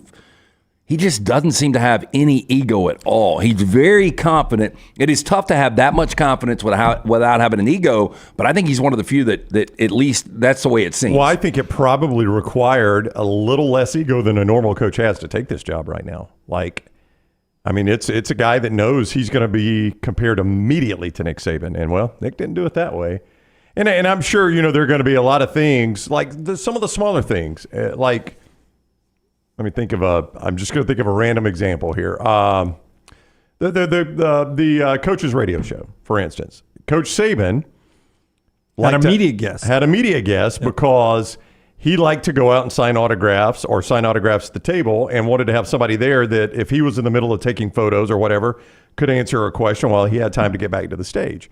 At some point somebody's going to Nick, like to have a media guest. Do you want to do the same thing? He's going to have to answer a ton of those questions. Yeah. Coach Saban liked to do it this way. Do you want to do it this way? Nick has been wearing this in November practices since 2007. Yeah. Do you want to keep that shirt? We're going to take this to the Bryant Museum. Yeah. Or, unless you want to keep wearing it. I don't think you'll fit. This is where Coach Saban had his desk. Do you want it on this end or that end? Normally get taken every day. What was it, chicken salad? Yeah, Coach got that chicken Caesar salad every day. Is that what you want? He's going to get asked that question a lot. And a big ego guy, Lance, would have been like, I don't give a what Nick Saban did. I'm doing it my way. This guy's going to have to swallow some of that. Yeah, back to the podium on Saturday, for him to say, I would be stupid not to use him as a resource. I think a lot of Alabama fans found that refreshing, but I think there's certain coaches, if you would have hired, I don't know if Dan Lanning says that. No, 100%. Dan Lanning comes in smoking his cigar and having a good old time. Speaking of which, as we get ready for trash, Roman Harper on our show, was that Friday? I've lost track, Jim, but I think it was Thursday. It was Friday. So Roman Harper's on our show, and he's lighting up a cigar, having a bourbon. We were having a bourbon, and I told him, I said, hey, that looks good. I'm going to go home and get a cigar. So I went and got a Romeo and Julieta at a local smoke shop. Look at that one. And I kicked back on the deck. Good enunciation of Julieta. Well, that's what it is. It's Romeo and Julieta. And I kicked back, and I started doing it. You can't hear the dog barking right here. I was like, shut up. And then I keep smoking. Here's the thing. Look at that. Look at that. Doesn't that look good? Yeah, I think people that saw Roman in that shot sitting on the Restoration Hardware cloud that cost about $20K, they were like, damn, he's living life. I don't think anybody envies you sitting there. So So when they announced that the news conference was going to be at 1:00 on Saturday, we were all having to call one another to formulate our plan. I was going to be in Tuscaloosa, you guys in studio and all that. And I called Dunaway, Lance, and I get, hello. I was like, oh, dude, did I wake you up? He goes, no, I'm laying on the floor sick from my first cigar. It did not get you sick. Oh, my God. You don't inhale, right? It sounded awful. I didn't throw up, but put it back up there. You don't inhale. I didn't throw up. I didn't inhale. That's what I said. I said, Harp told you not to inhale. And Jim said, I don't think I did. So I'm smoking it. And as I'm smoking it now, it's the smoke's everywhere at this point, right? Because it smokes. I mean, it smokes out a lot. I bought 2, and I'm willing to sell anybody the other one. Never again. Because that was Friday. I got my taste buds back somewhere last night. Yeah, I swear, Lance. I was about to call you a poon, but I'll just use the analogy. Monica Lewinsky knew how to handle a cigar much better than you. Wow, that is right between the eyes. What between the eyes? Rock star. I'm going based on fact. That's true. There is a dress, right? All right, let's do. Hey, Roman though liked it. He sent it out on. He reposted it on his. I knew Instagram Dunaway had story. been locked in up here, so I thought I'd awakened him. And he's like, no, I'm just on the floor sick. I just smoked my first cigar. Kitchen tile, too. Cold, sorry. Did not want to throw up. Slice brings you the 4 down. Slice Pizza, great location. Never make you throw up. I've eaten Slice twice this weekend. So older brother and my nieces came in town. We ate there Friday night. And we just went nuts. We ordered like 5 pizzas, so I got to take a lot home. And so I put it in the oven, reheated it last night. And I'll tell you one that I've never had that might have just become my favorite. Because I had a slice of the Hot Mama last night, but the old school. Have you ever had the old school? Old school's good. Yeah, so my oldest brother Shane ordered the old school. I'd never had it before. Didn't have it Friday night. Actually had it last night, reheated. Fantastic. Specialty pizza, second to none. Get in, see the Bajaya Brothers. 4 locations, a new location coming soon, the 5th, to Homewood. For more information, slicebirmingham.com. First down. First down. This is probably a bigger topic, but I'm interested right now, without sight unseen, at Alabama. From what he did at Washington, where do you slot Kalen DeBoer in the SEC? He's number 2. Behind Kirby Smart? I mean, you could go 2A, 2B with Brian Kelly, because Brian Kelly's done some great things. But if I was hiring one of those guys, obviously Kirby would be your guy. But I think I would go DeBoer number 2. You've been on Kalen DeBoer since the day the Saban announcement. I feel so confident. Actually, yeah, like if he gets fired in the next 3 or 4 years, I'll never live it down. But I'm so confident in the hire. I just don't know what could go wrong. Yeah, Lance, and for those who think it's just because he's the Bama coach, Lance has been this way on DeBoer when he was just the Washington coach and Nick Saban was still the Bama coach. Oh, even the Fresno coach. He loved him at Fresno, I remember.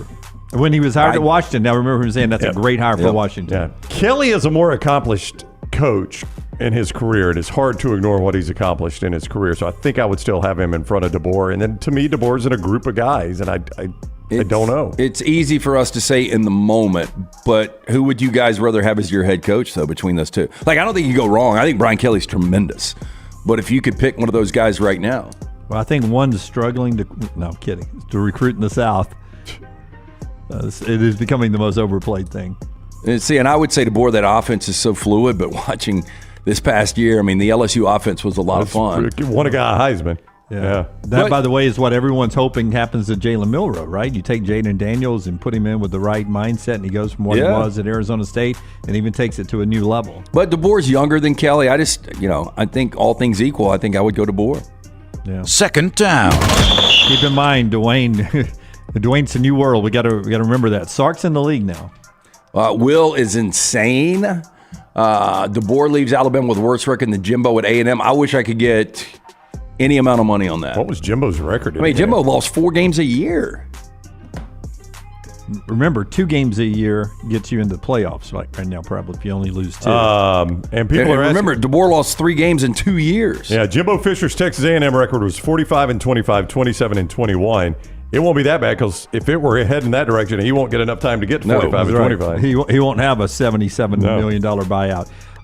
If you do not want to answer this question, I've got a backup question. Okay. Oh, wow. Playoffs first, Kalen DeBoer or Hugh Freeze? Kalen DeBoer next year. I mean, Kalen DeBoer is taking over a better situation than even what Hugh Freeze has been able to get into year 2. Yeah. Like, Hugh Freeze took over a bad situation. He's built it back a little bit, but the Alabama roster is still a much better roster. Yeah, and I think there's going to be 4 SEC teams that get to a playoff next year, and I think Auburn could be in that mix. But I think Alabama, if you can retain most of this roster, I think 10-2 next year, and I think he goes to a college football playoff. You want the bonus one before you hit third down, his 2? The bonus one was, if you're Jerry Jones, who's coaching your team next year in Dallas? Bill Belichick. Bill Belichick. He's a betting favorite, 1-2 odds when I went to bed last night. I think I'd probably go Belichick as well. Yeah. I joked on Twitter, half joked on Twitter, because Nick Saban was tired all year with what you have to do in college athletics. But it's a lot more manageable in the NFL. Yeah, and let me say this. I'm trying to be nicer in 2024. All right. But Jerry Jones looks like he's about to die. And so I don't know how many more seasons literally he has left, how many more days literally he has left on this planet. But, hey, call up Belichick. Hey, look, dude, I know I don't have much time left. I need you. We need to close this thing out. We never get the cutaway of Taylor Swift and old lady Kelsey when Travis drops one of those easy ones that's in his hand that he drops all the time now. We never get those cutaways. I wanted to see those a little bit Saturday night on the Peacock. But, buddy, the Jerry Jones cutaways, when it was like 7-0, 14-0. 21-0, and 21-0. He's just turned around. Yeah, when it was 20-0, they missed the extra point. Yeah, they did miss the extra point. 20-0. He turned around and I screen grabbed it. He turned around like this. Yeah, he's like, what? And I tweeted. I said, did he just turn around and fire the coach? I mean, he was not thrilled. You can tell that. I don't think there's any chance that Mike McCarthy is the Dallas Cowboy coach within the next 24 hours. I think it'll happen today. Yeah. But you can't, I mean, there's got to be a scapegoat. And there is something to this. When you win 12 games or more in 3 consecutive years and you're one and done in those postseasons, it's unacceptable. Third down.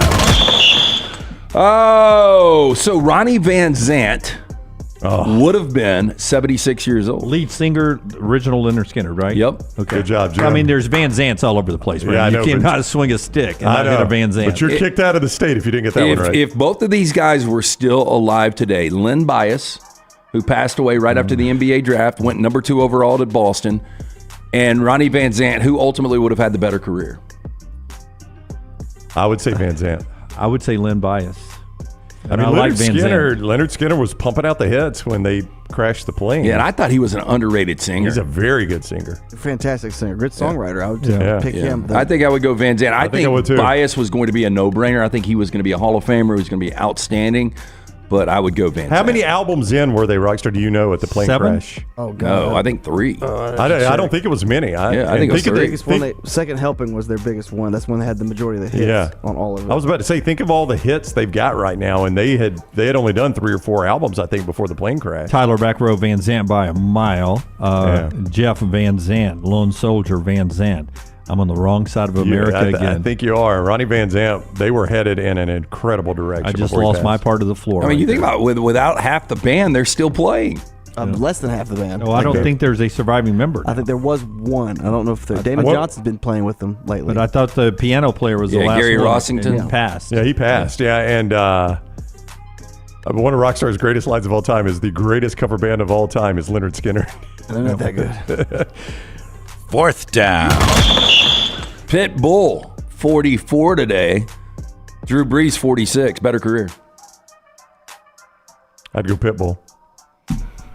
I just think Pitbull. That's a bridge too far for me. He's supposed to be a really, really nice dude. That's what I've heard. The music is pretty much awful, but I mean, I have never gone past a station faster on Sirius than the Pitbull I know, station. but it stays there internationally. Oh, dude, that huge. guy is massive. Yeah, I'd go Pitbull. And I think obviously Drew Brees, what he's done off the field, business wise, has been incredible. And to win New Orleans a Super Bowl, it goes without saying. But I would go Pitbull. The weird thing about Pitbull is I like all the collabs he's done, but I like the collaborators part and not his. Like I like the hooks they sing.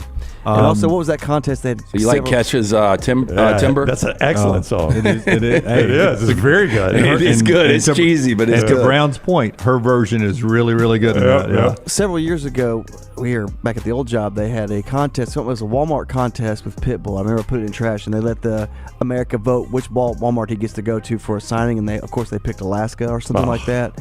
I don't know if I think he went through it. I can't believe it. There was some kind of contest. Speaking of Alaska, did you watch? Oh, you were asleep during the Lions game. Never mind. I've seen there's a whole article on Daily Mail that people think it's the worst premiere of anything they've ever seen. On True Detective? Yeah. Oh, I was reading that it was the greatest thing. Yeah, I didn't think it was. I didn't think it was great, but I can see the potential and how dark this thing's going to be. Anybody's complaining about the opening scene, the worst CGI that they've ever seen. That was when they had the reindeer, or what do you call them? What's the other word for them?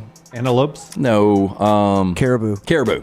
Yeah, a pack of caribou jumping off a cliff, but it was so CGI. It's just kind of unneeded. But there's a weird supernatural thing going on with this. Well, I'm this going to version watch of True Detective. I'm going to watch it on Tuesday night. Yeah, I think it's got a ton of. Now, you guys don't like dark. I mean, it is. I will call it grisly. It is Seven-like. Okay. Wow.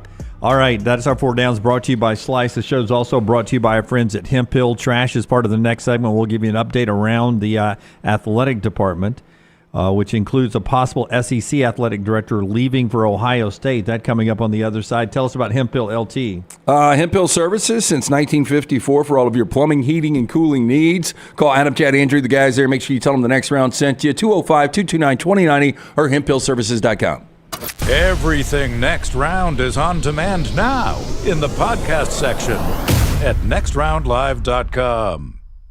There's only one Champy's world-famous fried chicken. Poor boy's tenders, full fried chicken plates, and a little bit of the Mississippi Delta with chicken on a stick and hot tamales. On your way to or from the big game on Highway 119 in Alabaster, stop by Champy's Chicken. When it comes to great clothing, I love comfortable clothing that I can also wear to the golf course or anywhere I go. I get that from Roback. Ryan Brown here for the next round.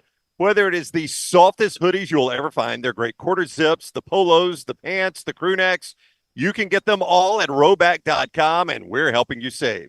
Your first order at Roback.com can get a 20% discount when you use code TNR20.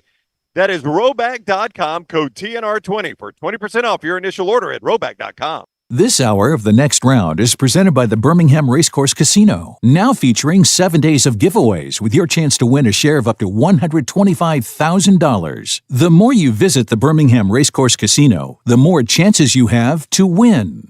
If renting is putting a dent in your bank account, here's your sign from the universe that it's time to buy a new home. And who better to help you through the ins and outs of home buying than our friends at Mortgage Right. With Mortgage Right, you don't have to worry about becoming a short notice mortgage expert because they do all the heavy lifting for you. They're trusted mortgage professionals, and they'll help you choose the right mortgage option and stand by your side every step of the way. Visit mortgageright.com/TNR to buy before renting runs you dry. That's mortgageright.com/TNR. NMLS 2239, Equal Housing Lender. Make sure to start your day at nextroundlive.com. Get caught up on the latest podcasts and videos from the live daily show, plus specialty shows such as the Mystery Fifth Hour. You can also learn more about the whole staff at Double Down Media, find all of our social media feeds, see the latest videos from our YouTube channel and gaming channel, plus find other ways to consume the show like the Next Round mobile app, which you can download direct from the site via your iOS and Android device.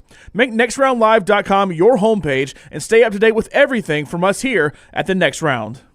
Stop by the New York Butcher Shop and pick up the finest in certified Angus prime beef steaks and burgers, premium pork chops, ribs, and all-natural chicken cut to order just for you. Their chef-prepared entrees and side dishes are the perfect dinner-to-go choice for your family and are ready to heat at home. With a great selection of fine wines and desserts, the New York Butcher Shop is your one-stop dinner shop. 2 locations to serve you, Cahaba Heights and on Highway 119 in Greystone. The New York Butcher Shop, rare quality, well-done service. When it comes to great clothing, I love comfortable clothing that I can also wear to the golf course or anywhere I go. I get that from Roback. Ryan Brown here for the next round. Whether it is the softest hoodies you'll ever find, they're great quarter zips, the polos, the pants, the crew necks, you can get them all at Roback.com, and we're helping you save. Your first order at Roback.com can get a 20% discount when you use code TNR20. That is Roback.com, code TNR20 for 20% off your initial order at Roback.com.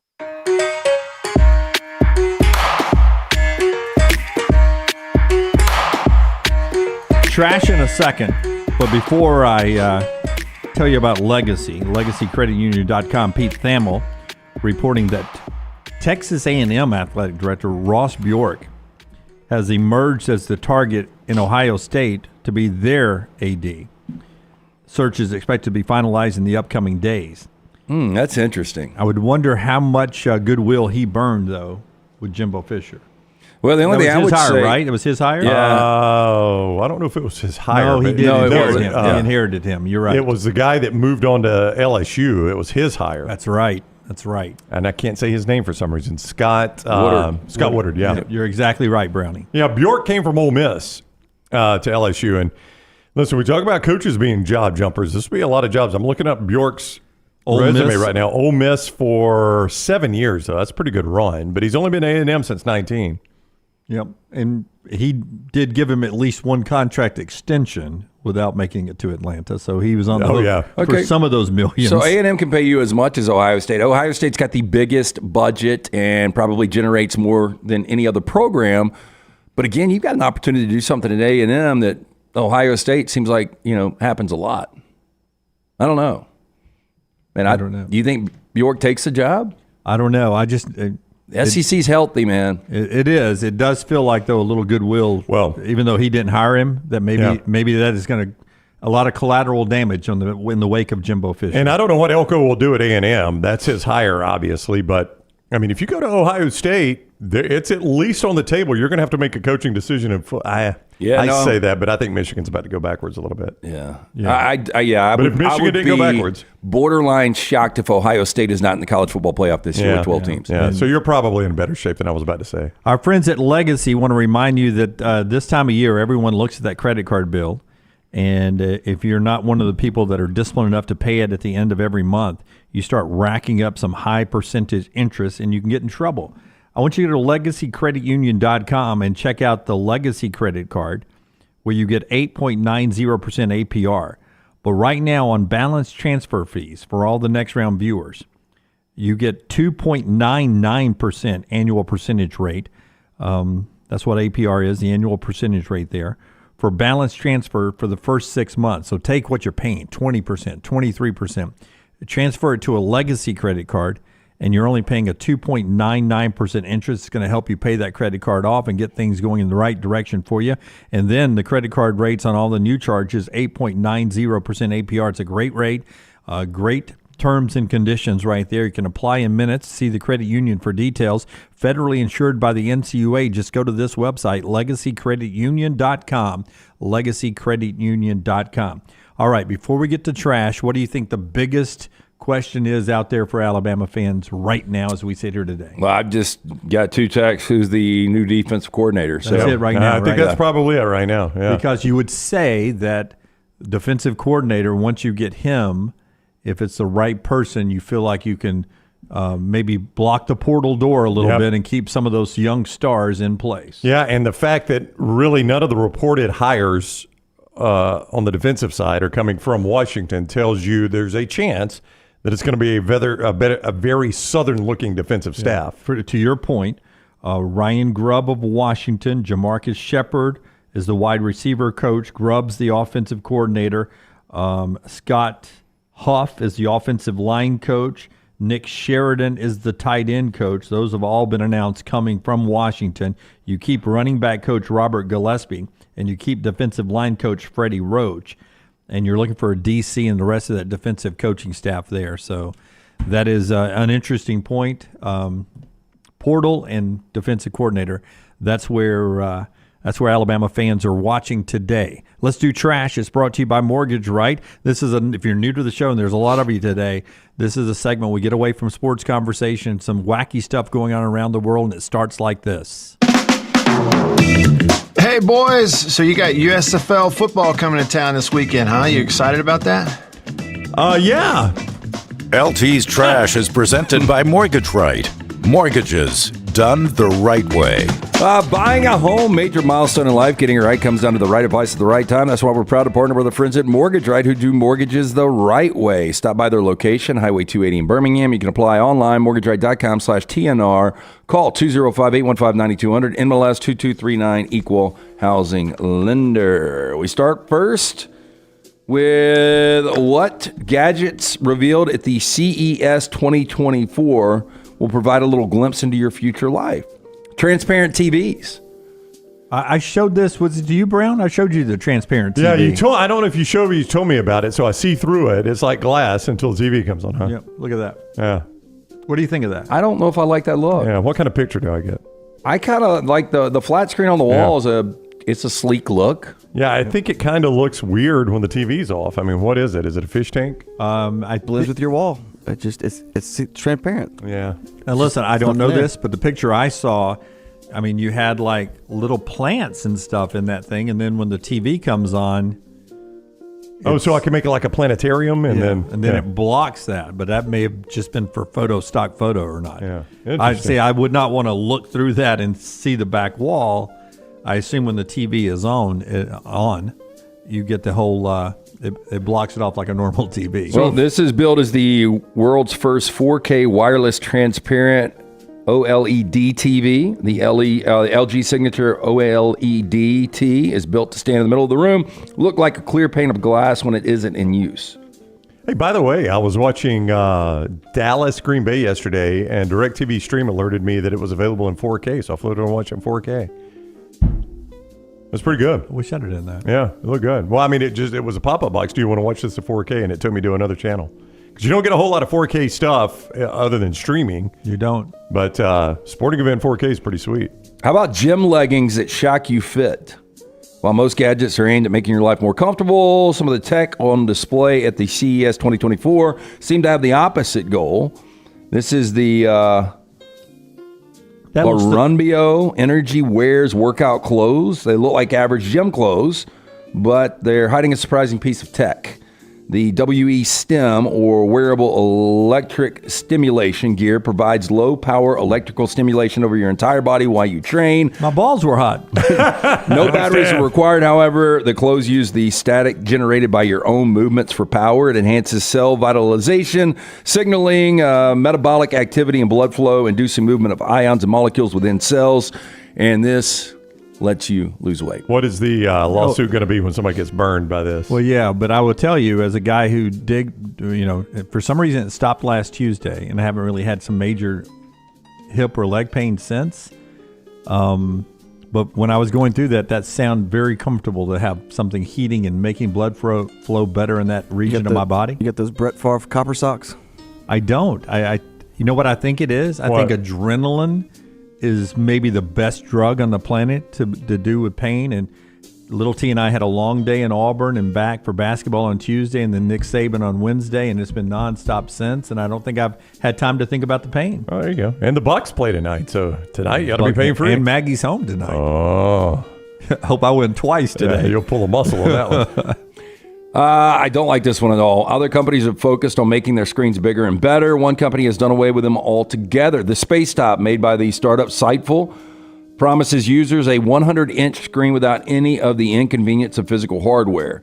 By using augmented reality glasses, laptop's user can see a huge screen laid out before them as if it was floating in the air. Price point, $2,100. It's not real, and I don't like wearing the glasses. I remember Rocky and I, when I first got a 3D TV, wearing the glasses. Yes. And it's weird sitting around wearing glasses. But I would say that, I've got to wear glasses to read a menu or just ask Brown what I should eat, which usually works better for me anyway. But if I've got vision problems, does that glass work for me? Those glasses? I'm sure they say, well, we can adjust it to your setting, to your likings. When I see something like this, though, the first person I think of is Lunsford. He does have a ton of tabs on that computer of his. He really does. My father-in-law had a 3D TV, and I remember feeling like an idiot watching it, sitting there with those glasses on. Yeah. I'll never forget, I was watching the Big East basketball tournament in 3D, like Syracuse. Someone's out of bounds. My God, almost got hit. Yeah. And they would make it when they went to break. They were throwing things. Yeah. Like graffiti or something. Would come Never at really you. caught on. More artificial intelligence here. A walkie-talkie style gadget is already being hailed as the iPhone of artificial intelligence. The Rabbit R1 uses a built-in chatbot to carry out everyday tasks for its owner. According to the company, these tasks can be anything from simple questions to booking a whole holiday or vacation. AI, pick my winning lottery numbers, please. Yeah, I don't like any of these, man. Michigan's Wayne State University released its 15th annual list of long-lost words due for a comeback, including these. All right. Blatherskite. I don't think we're going to use that. This is a person who takes great length without making much sense. That's me. Yeah, that's our Kergloff. show. What is Kergloff? Kergloff is somebody that drinks too much you don't like being around, or just a total Kergloff. It's when Herb Street goes to sleep on Saturday night. He's Kergloff. I saw somebody do this yesterday, a Cowboys fan. Yeah, that's bad. Jumped into a pool of water. Oh, that was the aftermath is amazing. yeah. Did you watch the whole video? Where he falls through the wall. Yes, he busts the sheetrock. I sent it to Forrester. I don't know if he has it or not, but it's a Barstool video. I don't know who shot it originally. I think it was I think his wife shot it or something. Yeah. Kergloff, though, is the shock felt when one first plunges into cold water. Here it is. Look. Scott's got it. I mean, So Tiffany Gomas is in the Dallas area. She's a real estate person, I think. No, or Tiffany financial- Gomas is the crazy lady on the plane.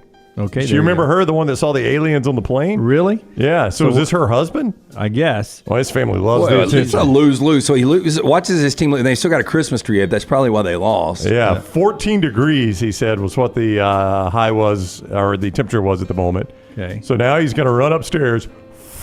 Boom! And the knee went right into the sheetrock. The sound it makes is crazy, too. Yeah. Hey, what a bad day. And really, it's her fault because he was just drying off outside. And she's like, go ahead, just go on in. Just go on in. Based on that floor nice plan, house. I think, no doubt. I think they can probably afford a little new sheetrock. I saw a new one, another one as well, where somebody had to pay off a losing bet. And it was some cold location. And he was in his underwear and he had to run out of the picture way into the darkness, touch something, come back, and then do snow angels in just his boxer shorts. Yeah. I had to streak one time naked when I lost a bet. They let me wear my shoes. It's redundant. You streaking naked. That's true. Thank you, Jim. I was naked other than my shoes. Pawky. This is a word they want to bring back. Somebody talks too much. This is having a mocking or cynical sense of humor. Those people are the worst. Yeah. Raw gabbit. I'll give you a hint. There's some people that believe Colin Cowherd is a raw gabbit. Toss out of both sides of his mouth. That is a guy who name drops and is a know-it-all. Person who speaks confidently but ignorantly. Yeah. He does a lot of that. And finally, the thunderplump. I've been with those. Yeah, right about that. Sorry. They need love it too, Rockstar. Correction, that is Hank, who's the producer of Pardon My Take, according to Snoop. Thank you guys so much. Oh, that fell right there? And they're not married yet. Okay. Damn, producer, Pardon My That's Take's making nice, some cash. That's a nice house. Yeah, Got quite a floor plan. pad. Well, it could be her because I did check her out because I thought maybe she worked for Barstool and she was a real estate person. I think is she not the one from the plane though? I don't know that. Yeah. I was just going along with I'm you on getting that one. a yes from the back. What? That she's the one from the plane? Yeah. Yeah. Thunderplump, though, is a heavy fall of rain during a thunderstorm. Yeah. I don't believe this story, but here we go. 42-year-old martial artist in India broke a Guinness World Record when he spent 55 hours, 15 minutes throwing punches at a punching bag. God, you got to be exhausted at that point. Sidhu 55 hours and 50 minutes of throwing punches? Shateri was required by the Guinness World Records rules to throw at least one punch every 2 seconds. Did you all have chairs? Yeah, we got plenty of chairs. All right, because there's going to be people coming. Okay, we got the chairs out. All right, good. He was the one allowed stacked in the back, too. a 5-minute break each hour, which he was allowed to bank for longer breaks. He told the Guinness World Records, quote, I've been practicing martial arts for the last 25 years. I'm interested in contributing to my country, so I decided to attempt this world record. Yes, this is going to make India a better place. Yeah, so this guy broke this. So if he went 2 hours without taking a break, then he could take a 15-minute break if he wanted to. Right. But I don't know how you throw a punch every 2 seconds for an hour. That doesn't look like he's swinging very hard. Yeah. It looks like he's just... I don't think he's knocking anybody out. Nope, wouldn't want to do that. Majorities of Americans believe in aliens, ghosts, and the devil, according to a recent Real Clear Opinion Research poll. Among those surveyed, 57% believe in aliens, 61% believe in ghosts, 70% say they believe in the devil, which is lower than the 85% who say they believe in God. I would think most people, there's a correlation if you believe in God with the devil, right? That's a weird one. Like they believe in God, but they draw the lines El Diablo. I guess some people just don't want to think in that negative terms. That's okay. Another 83% say they believe in miracles, though majorities reject the existence of witches and reincarnation. Oh, that one guy's got an address of a witch, right, Stuart? Just for one of them. Just one singular witch. This is not going to be surprising. Self-reported belief in God is highest in the South at 89%, followed by the Midwest, 85%, Northeast, 83%, the West, 81%. By the way, 4 head coaches, including the basketball, softball, gymnastics, and now the football coach, are all Midwesterners at the University of Alabama. Interesting. Early December, this dude was scrolling on Facebook when he came across a video from the All India Pregnant Job Service, decided to check it out. Job sounded too good to be true, money and lots of it in return for getting a woman pregnant. Wow. It was, of course, too good to be true. So far, 33-year-old who earns $180 per month working for a wedding party decoration company has already lost $200 to the fraudsters. But this man from the northern Indian state of Bihar is not the only person to fall for the scam. Deputy said there's a cyber cell. They told the BBC there are hundreds of victims of an elaborate con where gullible men were lured to part with their cash on the promise of a huge payday and a night in a hotel with a childless woman. Well, I tell you what, you got to be pretty gullible to fall for that one. And that is Trash Today, brought to you by our friends at Mortgage Right. Friends at Mortgage Right want to remind you, if you are a veteran looking for a VA loan, Mortgage Right has been advocating for veterans since their company began. As a veteran-owned, operated company committed to your well-being, they can help you find the best terms available, guide you through every step of the process. Visit their location, Highway 280 in Birmingham. You can also apply online, mortgageright.com/TNR. Call 205-815-9200, NMLS 2239, Equal Housing Lender. For Alabama fans, some people say this was the most important 80 seconds of the news conference from this past week. It's in our final segment when we come back on TNR. Follow Rockstar on Twitter at RockstarBHM.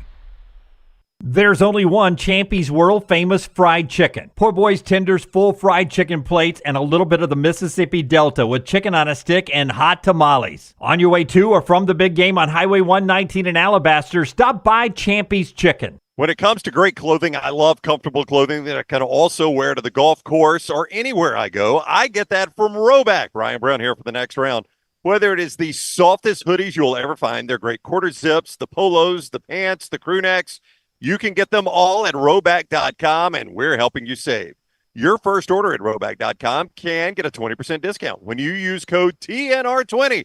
That is Roback.com, code TNR20 for 20% off your initial order at Roback.com. Fire damage to your home or business is something you never want to consider. Ryan Brown here from the next round. But in the horrible event it happens, Dry Tech is here to help. They respond quickly and will reply to you within 20 minutes when you call 205-637-0143. They're working for you, the customer, not the insurance company. They've got 5 crews ready to go 24/7. Don't call the insurance company first. Call Dry Tech. Just remember this website, mydrytech.com. That is mydrytech.com. Hey, Lance Taylor from the next round to tell you about one of our favorite places for breakfast, lunch, and dinner. That is Hamburger Heaven since 1982. Hamburger Heaven has been serving Birmingham's best hamburgers, cheeseburgers, French fries, hand-spun milkshakes, and sandwiches made fresh to order. All of their ingredients are fresh and prepared daily. This includes their beef, always fresh, never frozen, hand-pattied each and every day. For breakfast, lunch, or dinner, visit any of the 4 locations, Highway 280, Irondale, Gardendale, and Homewood. Want more of the Next Round? Download the app or visit nextroundlive.com for the latest podcast, The Mystery Fifth Hour, our Not For All Ages podcast, The Last Call, and the entire Double Down Media podcast family. All at nextroundlive.com and on the Next Round app. Hey, there's nothing worse than waking up to a plumbing problem. Don't get caught in a flooded house. Call the guys at Hemp Hill Services. Adam, Chad, and the team at Hemp Hill are the only ones I trust to fix it and fix it right the first time. Hemp Hill Services does it right and always at a fair price. For all of your plumbing, cooling, and heating needs, Trust the name that Birmingham has trusted since 1954. That is Hemp Hill Services. Call now, 205-229-2090. That's 205-229-2090. The Double Down Media podcast family is live and full of content for all ages. The Mystery Fifth Hour gives the Next Round hosts a chance to talk about everything but sports. Pour a glass of Bama and bourbon, our weekly college football conversation, while sipping some of the most interesting pours in the bourbon world. And our Not For All Ages podcast, The Last Call, presented by Redmont Vodka. LT has in-depth conversations with personalities like Clay Travis and Taylor Hicks. Find those podcasts and more by searching The Next Round on Apple and Spotify. And remember to like and subscribe.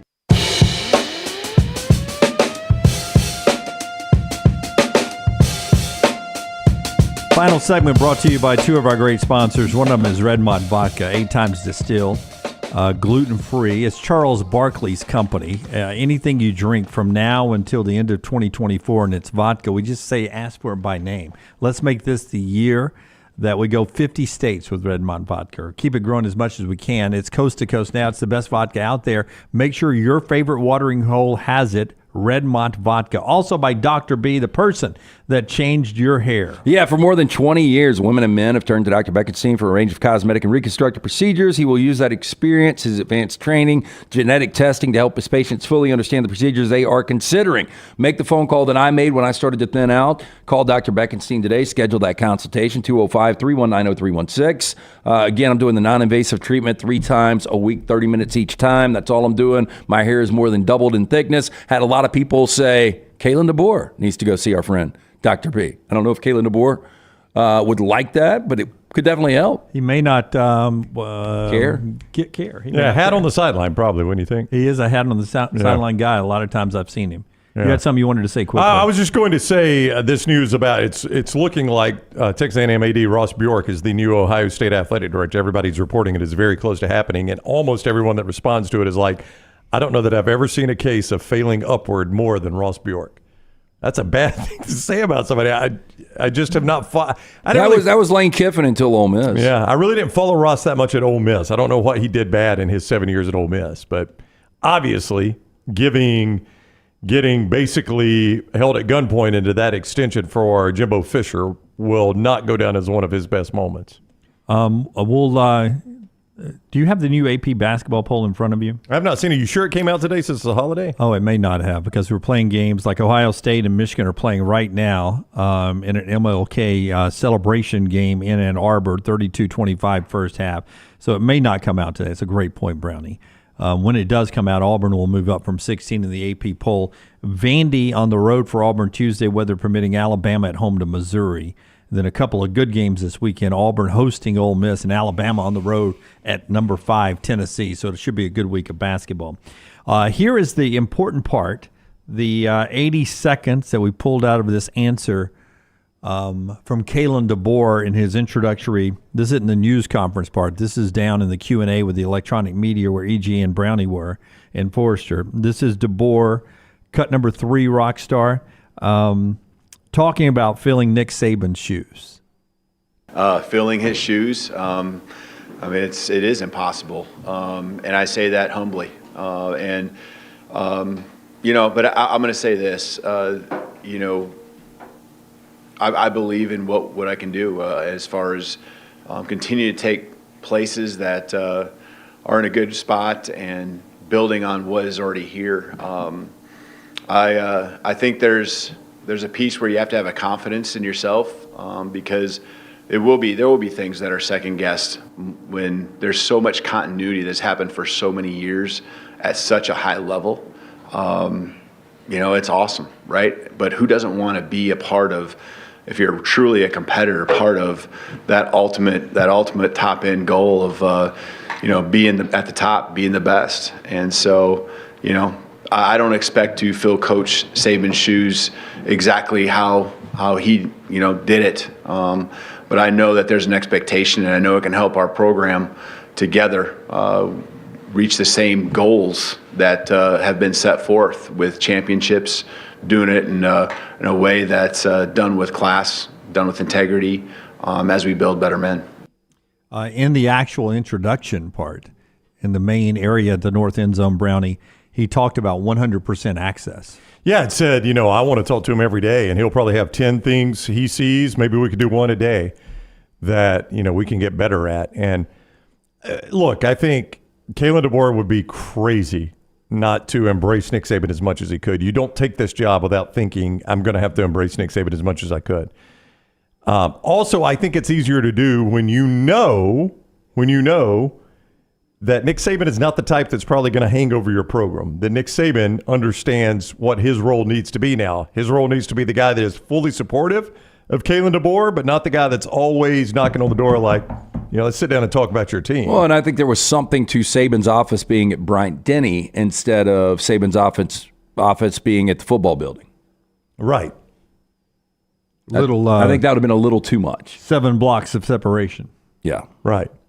I mean, I just think it's easier to say when you know that Nick Saban is not the type that's going to hover over you and pick apart every single thing you do. Well, if you watch the entire 25-minute interview with Reese Davis and Nick Saban, which I did finally get a chance to see all 25, and I've seen it twice now, one point he says, I'm going to work, Nick Saban does. And he mentions, and Reese comes back with, well, I know one job you could do. And he's like, well, I'd like to do that, and talking about game day. That would involve the continuation of breaking down of game tape and such like that, and being around and having the team and that kind of thing. I think it's one thing that appeals to these former players, the paycheck, for one, about doing TV, is it keeps them in that game, right? They get to keep going to film rooms and lower the lights and breaking down the film for games. Now, the paychecks are nice too, but it's not going to fill that void.